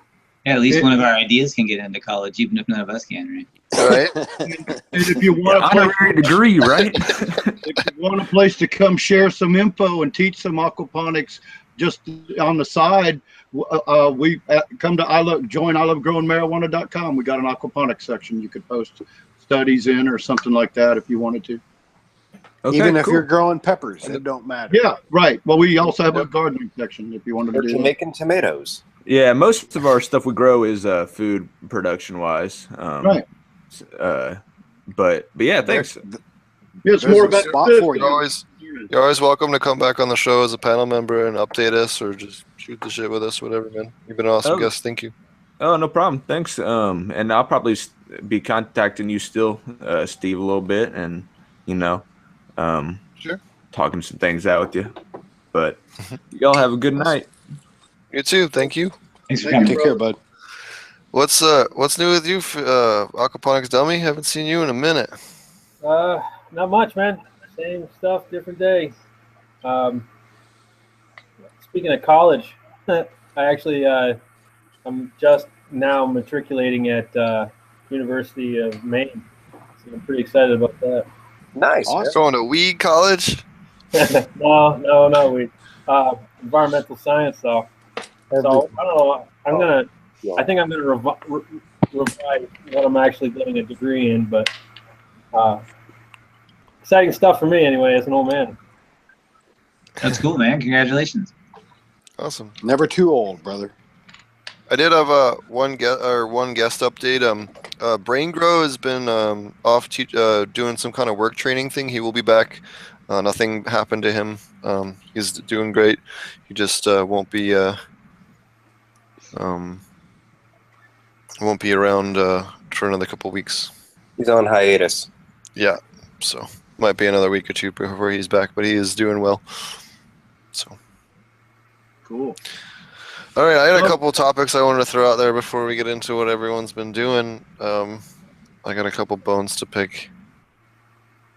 There we go. First off, fuck YouTube for all the bullshit they've caused me this week. YouTube has been instantly auto-flagging any video I put up now. It has something to do with the tagging system, best I can tell by trying to make videos and then trying to like break it. It's tagging cannabis or marijuana, or I'm not really sure exactly which term, but basically a tag that's in most of my videos. I think I only have 5 or 6 videos that are left monetized on my channel now. But basically they're now flagging blanketly most cannabis media content people if you have it in the name of the video or listed as a tag. So that's fucking annoying as shit. I'll let you know how it works out with me. I haven't made any videos in the last couple of weeks, so, but I'll find out, I'm sure. Yeah, Are you sure you weren't just being singled out, Steve? No, because Marty and I did a video the other day, and the moment the live stream ended, it was automatically flagged, like instantly, and it was only a 5-minute video. And uploaded it to my channel, and it's monetized on mine right now. Right, but I'm real curious to see what your tags are. I copy and paste exactly what you do. I'm lazy as fuck. So you know how to pull apart the website, or you just log in and copy it. No, Marty, that's not lazy. That's smart. That's streamlining the process. That's efficiency. I'm hacking that bitch. No. There's a way you can right-click and do inspect element, and then you can actually copy and paste the tags. There's a way to do that. No, I don't take the tags. I just take your description. So okay. It's only auto tagging whatever's in your description. Oh, okay. So the tags I'm talking about, at the bottom you put in the manual tags, and that's what lists it for Google indexing. Right. So in their algorithm, though, it automatically takes all the words in your description and your title and tags them already, just like you put them in the box down there. Oh, so really? Whatever you're putting in, if it's auto tagging yours, it would be one of the ones along the bottom, because I don't do any tags. I wonder if it's the Aquaponic Cannabis class being near the top. Wonder if it's that. I don't know. I'll have to look into it. But something in the videos is instantly auto flagging, No, you know it can't be that because it flagged on like my compost tea video that has nothing. There's no cannabis in there at all, but it has cannabis and marijuana as a tag in the tag at the bottom. So it's something to do with the tagging system, where it's blocking it for ad things. So it's just been disheartening because we put a lot of effort into this, and while Marty and I probably make $60 to $80 a year off of the YouTube monetization, if that, and you have to get $100 before you can pull it out. So it's like every year and a half we're able to pull out like beer money. And we can't even get that now, which sucks. And it's not a big deal. We'll still keep doing the show. We do this for the love of it and for how much we have fun doing it. But it's just annoying. Like we can't even make like beer money off of something we love. So yeah, I still haven't even got to $100 on mine. So I've never made anything from doing it. So technically nothing's changed. So I wanted to touch on the other really awesome story I wanted to touch on. And this is got to be the most bonkers cannabis story that we've covered on the show in terms of the news show. So this comes from the voiceofsandiego.org. Pot entrepreneurs want babies of Lemon Grove and La Mesa to pack their bags. So we covered this story on Last Week in Cannabis, the news show. And this story was so fucking ridiculous, I just had to cover it again. So as pot entrepreneurs scoop up real estate in cities with clear regulations allowing dispensaries, they're running up against rules about how far they must be from places like daycare centers and schools. Some are approaching daycares with offers of cash or offers to buy out their company so they can shut it down, or deals to move or shut down completely. So you have dispensaries moving into neighborhoods and then offering just to buy out completely and move, or shut down or close out daycare centers. Wow. Because of the ridiculous zoning shit going on in some of the cities in California. Well, I mean, I don't understand why this is news, I guess. Well, this is the problem. Okay, so this is why it's a problem, because it sounds reasonable on the surface, right? You can't have a thing from 1,000 feet of a daycare center. This is why it's not reasonable. Anyone can declare a private daycare center being like a mom that watches other people's kids, and then register with the state as a private daycare center, and they aren't officially registered on the registry for the dispensaries to search on. So there's dispensaries being denied permits and then having to like hunt down these owners because they're not listed as a daycare center in terms of zoning publicly, because these private ones are kept private in order to protect the children and protect things from child predators.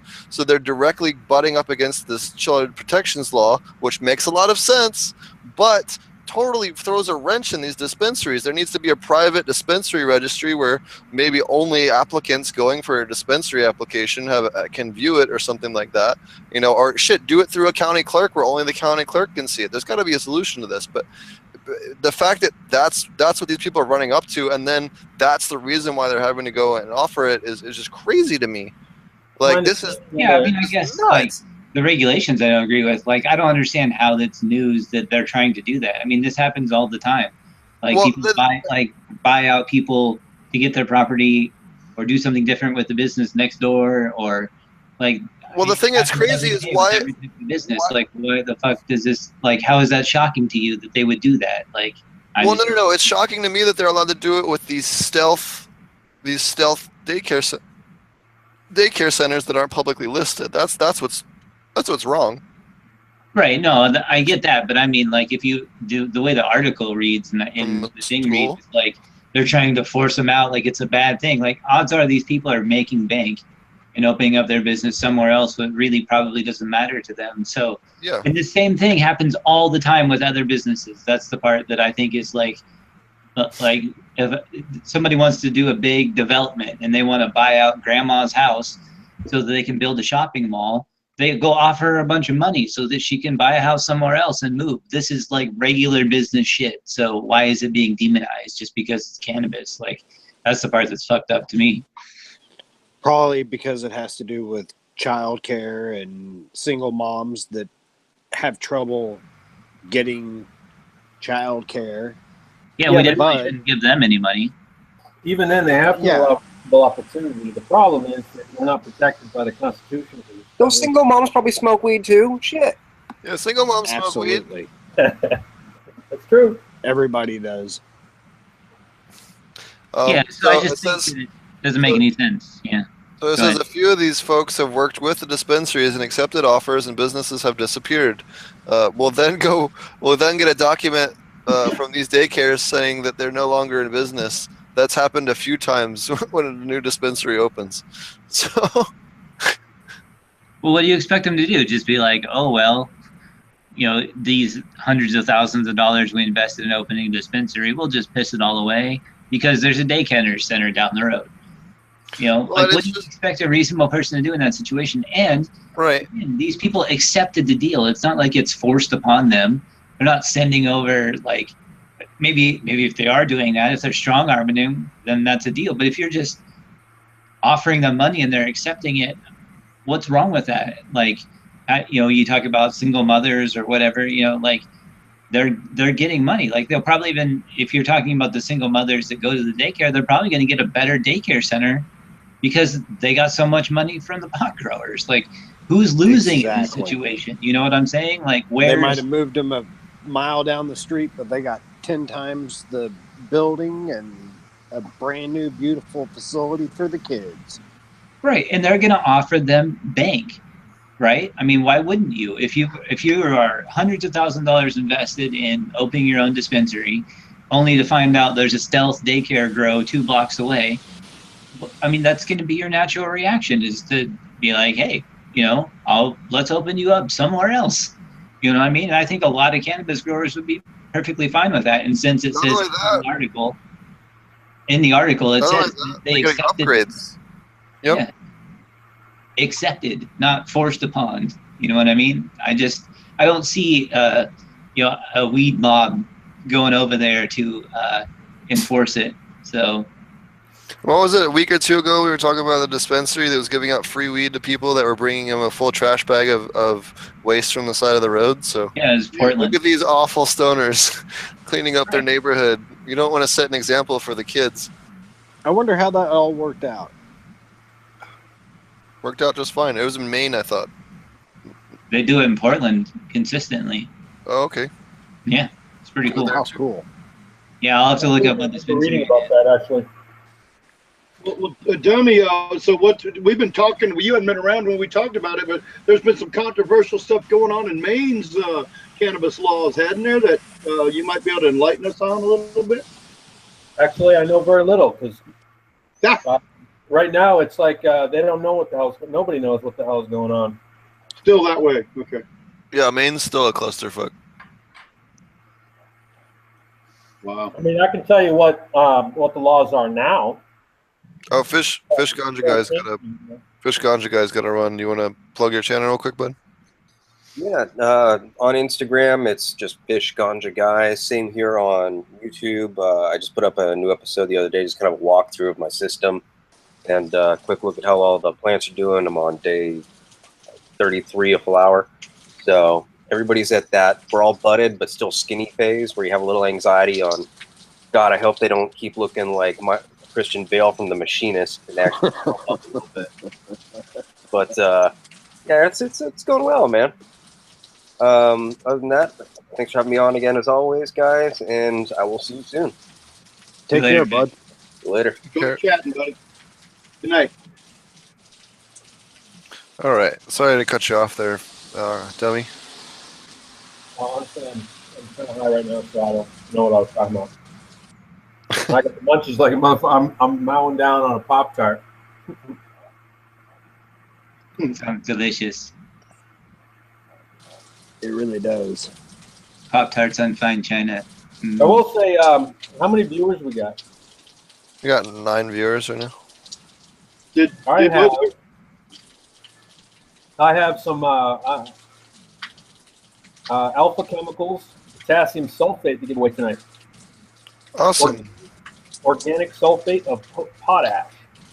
Awesome. So the first person that emails Ponics with their information and their address gets it, because the last couple people we've had, they email us and they never send us their address. So the first person that email, actually here, I'll give them your email. You want to give them an email to reach out to, or you want me to forward it on to you? Sure. Aquaponic Dumme at Gmail, I think. Hold on here. Let me confirm that, because I don't even know.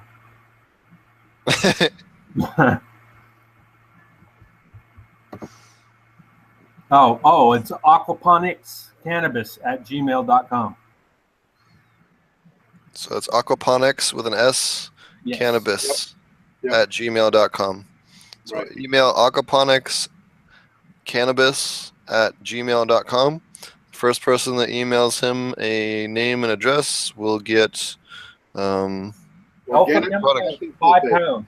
Yep, and we're only asking that because the last couple people just did not ever send us any info. So It'll be the first, That'll- the first person that sends me their info.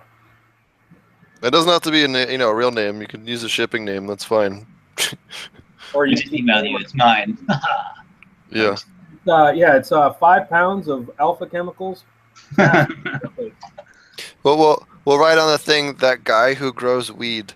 Nice. Yeah, that'll You work. can do that to me. Everybody knows.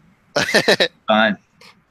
Speaking of which, did you want to re-give that other thing away too? If you want to. Yeah, the second person who emails.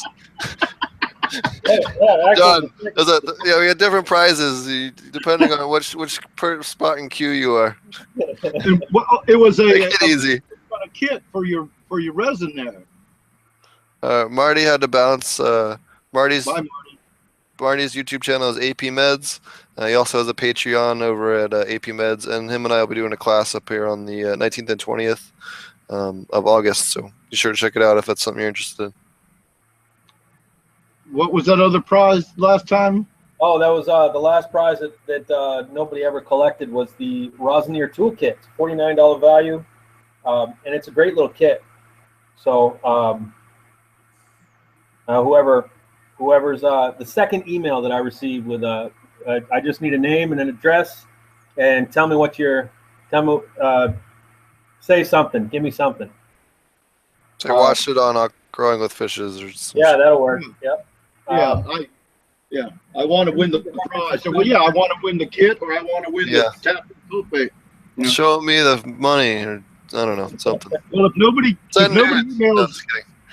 if nobody emails you, dummy, you can send a kit to me. Yeah, I half expected Marty to say something tonight about it. be sure to send nudes and send them to apmeds@gmail.com. Attention, Marty. Yeah. Well, I that wish was I could get to my email. So I missed the first half of the show. Was there anything good with who's that, Joe?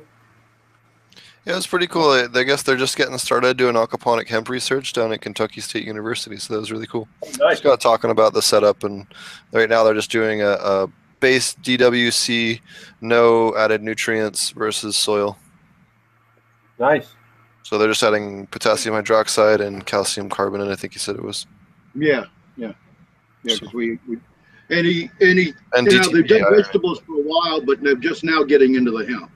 Yep. So, you know, he's got several different kind of systems. He's got some ebb and flow systems and some pseudo deep water culture systems, and he didn't have any kind of organic bedding at all, did he? He didn't. I don't think he said they had any of that going on at this point. They had some raft growing. They were actually doing some experimental growing with the floating rafts, like I talked to you about before. You know how we do the lettuce and the deep water culture down here in the greenhouse. Oh yeah. Mhm. Yeah, so he's done some of that. It's pretty cool. And they got an online aquaculture course that you can take. Awesome. Really? Yeah, that he was saying. He was talking about that, and I said I'm going to sign up. I said, hell, get aquaculture, a certificate, and whatever it is, from aquaculture. to add to your credentials. So when you want to go out and build somebody, a greenhouse or something, it won't be bad to have that piece of paper in your pocket. Is it an accredited course or just a certificate or something? It sounded like, well, he said online. Well, they got some accredited. He said you could go to the Kentucky State. No, all the Kentucky classes State? at Kentucky State University are accredited. Yes. And it said the online, or he said you can do. They got an online program. Yep. And it sounded pretty freaking cool. So either way, whatever you got, but it sounded extensive. Sounded pretty cool. So we were happy to get all that info from Joe, and he was happy to get some information from the guys here on the panel, which is really cool. We see that people, well, it sounds like he's going for his doctorate, because he said something about his thesis. So he's in that postgraduate kind of situation. That's what I got out of it, that he's in postgraduate studies at Kentucky State, and he gets to run the aquaponics lab. Sounds like pretty much. Yep. So it was pretty cool. It's like he goes, I love it, because he doesn't have a million people going in there screwing it up. It's a small staff, and so it's a really close knit, and they keep it. It's pretty cool. Sounds really cool. So what's going on new with your grow, Aquaponics Dumme? Well, about 3 weeks ago now, I had some issues with the garden. It went pretty far downhill. I actually lost. Honestly, I don't even count. It was pretty upsetting. I lost probably 2 or 3 dozen trout. Other than that, it's at this point it's bouncing back. Flower room's up and running. Veg room's up and running. I got a bunch of plants all going. I had to clone a bunch of new ones, and it's all high LGMs genetics at this point. I figured out all the old genetics that I had. So, and they look good. I mean, as far as what they are, but it's it's recovering. Because I had a bunch of plants and they all kind of get ruined. But I'm getting there. It's looking better every day. Awesome. Good. Next spring. Well, the key is the flower room's going. That means you got stuff in flowers, so don't Well, matter. I have a bunch. I always have a bunch of flower. I mean, in Maine here, you can have up to 8 pounds curing. So I had a bunch, and I leave it in cure until I actually, use it, And so I had a bunch, and so I wasn't worried about running out. I still got a bunch now. Well, we're glad you got a bunch, man. So you ever get rid of that ghost on your roof? Oh, yeah, that was, turns out my neighbor, 2 buildings down, I live downtown, right? So it's all commercial buildings, and all the buildings are connected. And 2 buildings over, a fellow was going out of his window and drinking on the bar, which is my neighbor. And he would use the ladder that I have up there and go up on my roof also and drink. And that's what it is. Somebody's up on my damn roof walking around and scaring the piss out of my renter on the 2nd floor. What the fuck? But he just Oh, yeah. didn't do a damn thing about it either. Yeah, so that'll mess with you when you hear people walking on your roof in the middle of the night. Yep. And this whole time, I had another buddy of mine that was staying in the apartment upstairs, and now I have this female that's renting, and she's like, I can smell cat piss. And I'm like, you serious? And so I go out, I don't smell it. I've never been able to smell it. But we finally figured it out. He's taking a piss up on the roof. And this is, these are really old buildings. It's not like it's leaking in or anything, but that's what she's smelling this whole time, is him taking a piss on the roof. That's crazy. Wow. Well, I had to remove the ladder. I want to put a camera system up there and some do not trespass signs to try to electrify the ladder. Yeah. Well, it's made out of 2x4s. Oh. This is an old town, man. This is an old army town. Yeah. Even more surprising than spray it with a metal-based paint. Yeah. I got some tips for you. Apparently, Dummies, Aquaponic Dummy's email's not working for everybody. Email Ponics, your info, potentponics@gmail.com. Same channel you're probably listening to this to. and I'll get you your. I'll forward the first two over to him. I have his contact info. Don't worry about it. All right. Hey, well, so what happened with the Resinier deal? Resin, whatever that you were working on. That's gonna be the second email. Resinier, okay. Oh, hey, that's another thing coming up. I guess they're coming out with a professional line now. What I have now, they have 4 versions out right now. And this wasn't something like they didn't give this to me for free. You know, the Resinier was paid full price for this, so it's not like I was getting anything for doing it. We're losing you. Oh, my bad. Sorry. This Oh well, wait a minute. You got one from Robert. Got you one, and then you were trying to get one from the company. Right. Well, no. Okay. So this is what's happened. I made a review online, and Resinier saw that and liked my review, and they contacted me and said that they're coming out with a new professional series and would like me to run some more reviews of their products.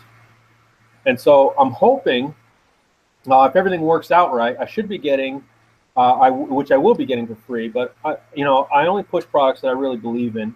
Now the reason why I like Resinier is because it's very cheap, and you don't have to be a pro to you don't have to have a lot of DIY skills in order to use it. You get it, you plug it in, and it works for a very cheap price.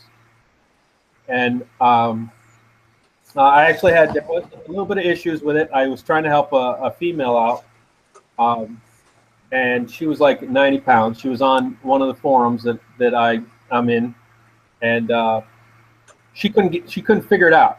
So it turns out she was like 90 pounds, and she bought the manual, the MV1. She literally could not press the thing down, and her boyfriend was probably another 10 pounds on her, probably 130 pounds, and they just couldn't move it. They weren't getting anything out of it. So I told her that probably the nomadic version would probably be a better version if she wants to stick with the Resinier, at least for her anyway. But I'm hoping in the next couple of months I'll be getting these new nomadic ones, and the used stuff that I have, I will be giving that stuff away also. So it will be used. My personal rosin press I'll give away. It's but it's spoken for. Yeah. It's one of those things. Well, I'm going to keep using it. Don't get me wrong. I haven't smoked flower in a while now. I've been nothing but rosin since I've gotten it. Yeah, you got to get that new one. Yep. But it's supposed to be 3 tons and up, I believe, is what the new stuff is. Wow. Awesome. That's pretty. Well, I'm sorry, man. I'm high as hell, and I got the monkey, so. You're all good. Trying to. What else is new with you? Anything else? Anything else new you learned lately? If not, we'll move on to hog. As far as in the garden here, not really much. I'm still building. It's all about construction for me. So. Sure. I need culvert. I'm trying to find culvert in this area. I mean, I actually found a place. Now I'm just waiting for somehow to transport it. I got to pay somebody to transport it here, but. Sure. Okay, I thought you had that wrapped up. So how far away is it? It's about 45 minutes, I guess. Oh, okay. So maybe an hour away, 45 to an hour. Awesome.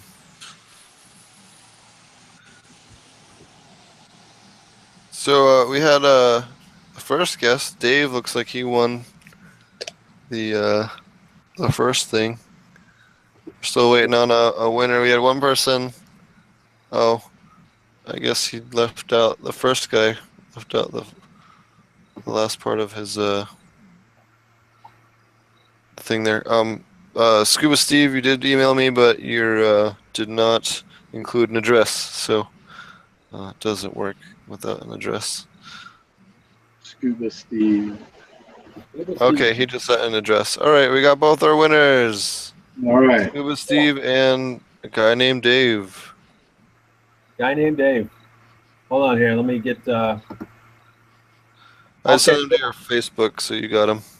All right. I was looking at I'm saying, what the hell? I don't see it in here. So, Awesome. What about you, Hogmaster? You got anything growing on? Got a couple things growing. They're doing well. I probably got another week or two left on them, and I'll be very happy. I just finished a Gorilla Glue. You can find me at ilovegrowingmarijuana.com. I'm a mentor on there. Enjoy helping anybody that needs help, man. Awesome. Anything from concentrates to butters to growing, whatever you need grown. So have a really good time on there. There's a lot of really good people on there, and I just really enjoy it. Awesome. What about you, Roger? Oh, well, I've just been hanging out. I got my lawn tractor fixed, got all the farm mowed down, at least the front half of the farm mowed down today. Got cussed out by my neighbor because I mowed 5 feet into his yard to turn around in a spot. So he came out and cussed me out, said he was going to call the cops if I mowed his grass anymore. And then I got ready. The food got ready. I can say that one thing good, I just did some clones because I generally grow straight and natural, and I provide side lighting and stuff to get my girth, and it works just as well. But this time I wanted to have some fun because, again, I'm a teacher, and I've done it before, don't get me wrong, but I just got to where I like to do natural, to grow the plant as natural as possible, and I like the outcome. But practicing some of this deleafing or defoliation, there's a debate on what you really call it, and I don't go near as high as most people. I don't, or swazzing or whatever. I don't do that. Swazing. I don't go to that length, but I take off unnecessary undergrowth, which turns into Dumme's favorite term, larf. I get rid of the potential larf part of the plant, and then I do let some of the lower stems grow out. But I do my own kind of way of super cropping. I don't generally, when I grow straight up, I just super crop just the top, and I let the other. Then I get 8 big ass secondary colas. But this time I went ahead and pinched it. In fact, I broke my blueberry twice. I had to tie it together with some duct tape and spit. Well, no, Velcro. Like I have Velcro tape, so when I need something, I can just go wrap it around there and Velcro. So I just pulled it together and Velcroed it, and it seems to be doing fine. But I think I already broke off half of it a couple weeks ago. I transplanted last week, but during this topping process, I've always been kind of like, well, if I'm going to top, people just say I'll top, and I go, I'm keep waiting for somebody to go, and then I rooted it, and I got a clone now.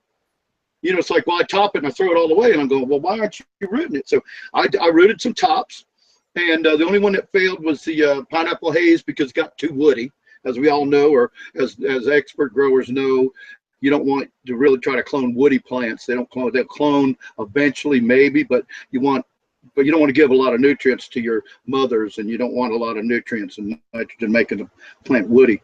Anyway, but the blue, as you guys said, the Blue Dream clone was extremely rooted and vigorous already. The blueberry and the strawberry kush all cloned, and they were all very simple, and it was very easy. I just stuck them in some Schultz rooting powder and into a Rockwool cube, and set them in my little tray underneath my T5s, and in about 10 days to 2 weeks, I had nice roots coming out of the bottom of Rockwool. So there's 3 strains: the blueberry, the Blue Dream, and strawberry kush out of our seed bank at ilovegrowingmarijuana.com that you could definitely clone, and they're very easy to clone.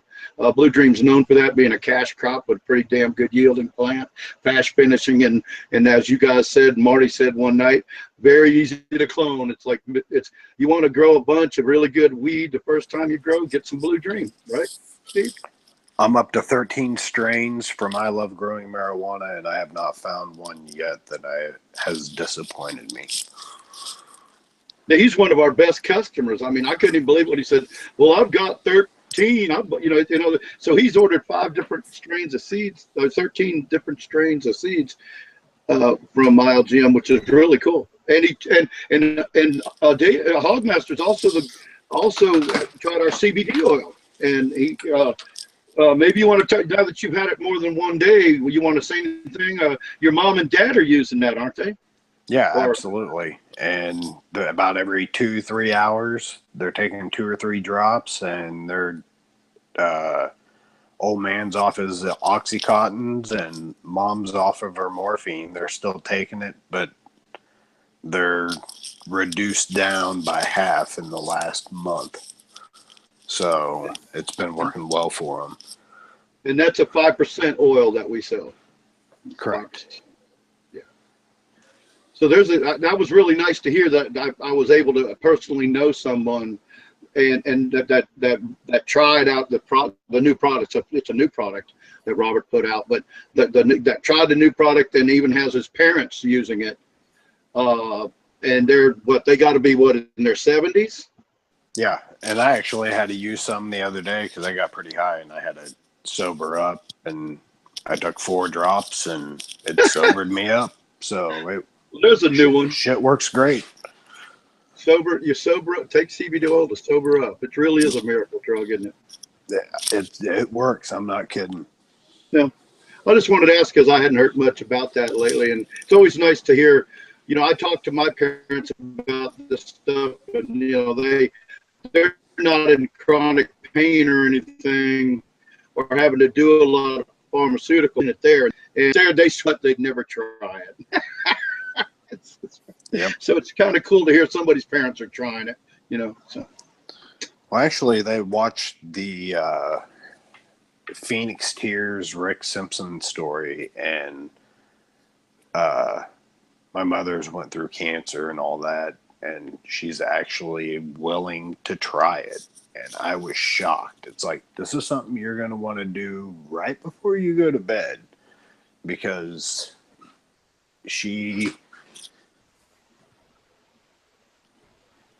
I'm glad she's willing to try it.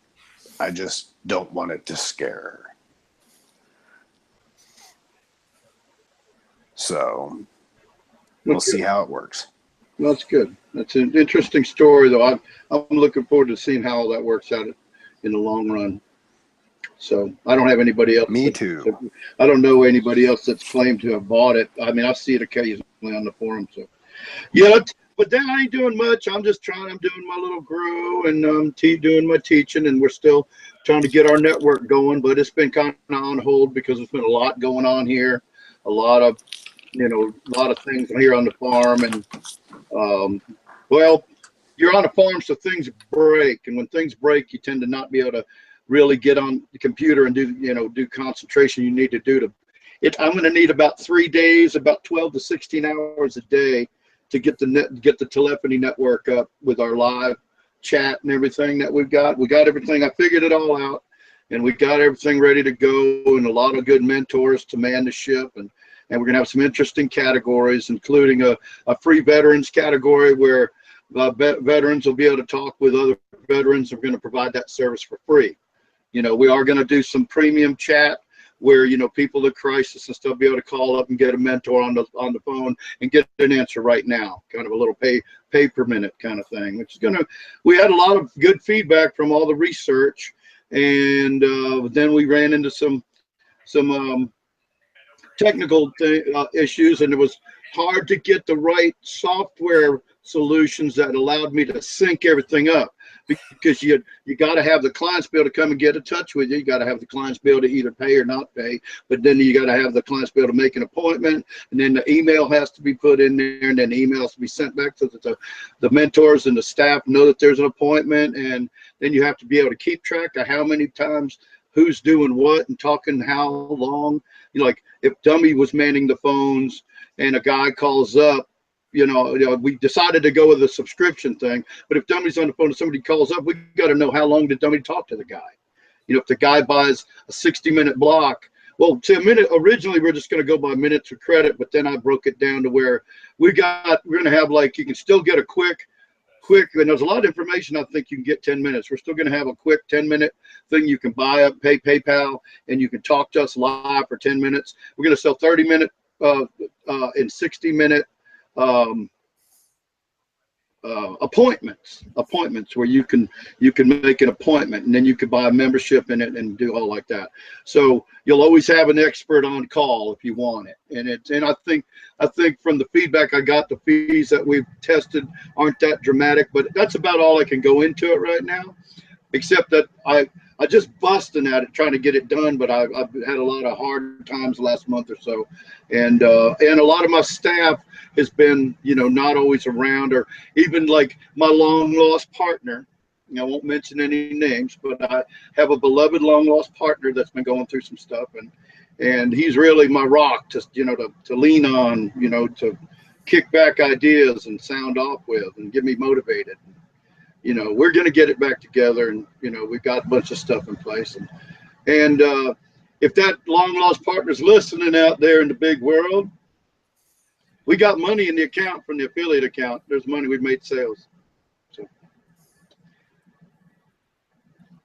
you can buy our product, Flower Power Fertilizer, either in the BioLine Organic to amend your soil and soilless grows, or the Flower Power 100% water soluble nutrients at ilovegrowing-supplies.com, and look for Flower Power nutrients. I put everybody to sleep. No, sorry. I just was reading an email one of the people sent me, from one of the fans sent me. Awesome. Well, I think I'm going to have, hopefully next episode I'll have some announcements to make. I was hoping to have the stuff ready before the show. It didn't quite happen, so I guess it'll be tomorrow or next episode next week. Yeah, so definitely be sure to check out Ouroboros Farms. Be sure to check out everyone's YouTube channel. I think I got everyone that's on the show's YouTube in the regular link. Thanks a lot for Joe for coming on the show, and shout out to Ouroboros, ouroborosfarms.com. If you're interested in taking any commercial or home aquaponic cannabis classes, aquaponic classes, as well as aquaponic cannabis class, which is next weekend. The commercial classes this weekend starts tomorrow, if you happen to live in the San Francisco Bay Area. So, alrighty, we'll pick up next week, and thanks for everyone. I'm not sure which guest we're going to have on next week, but we will have a good one. So, alrighty, thanks a lot, everyone, and we'll catch you guys next week. Cheers. See you Monday, last week in cannabis, Monday nights at 9:30 Eastern Standard Time.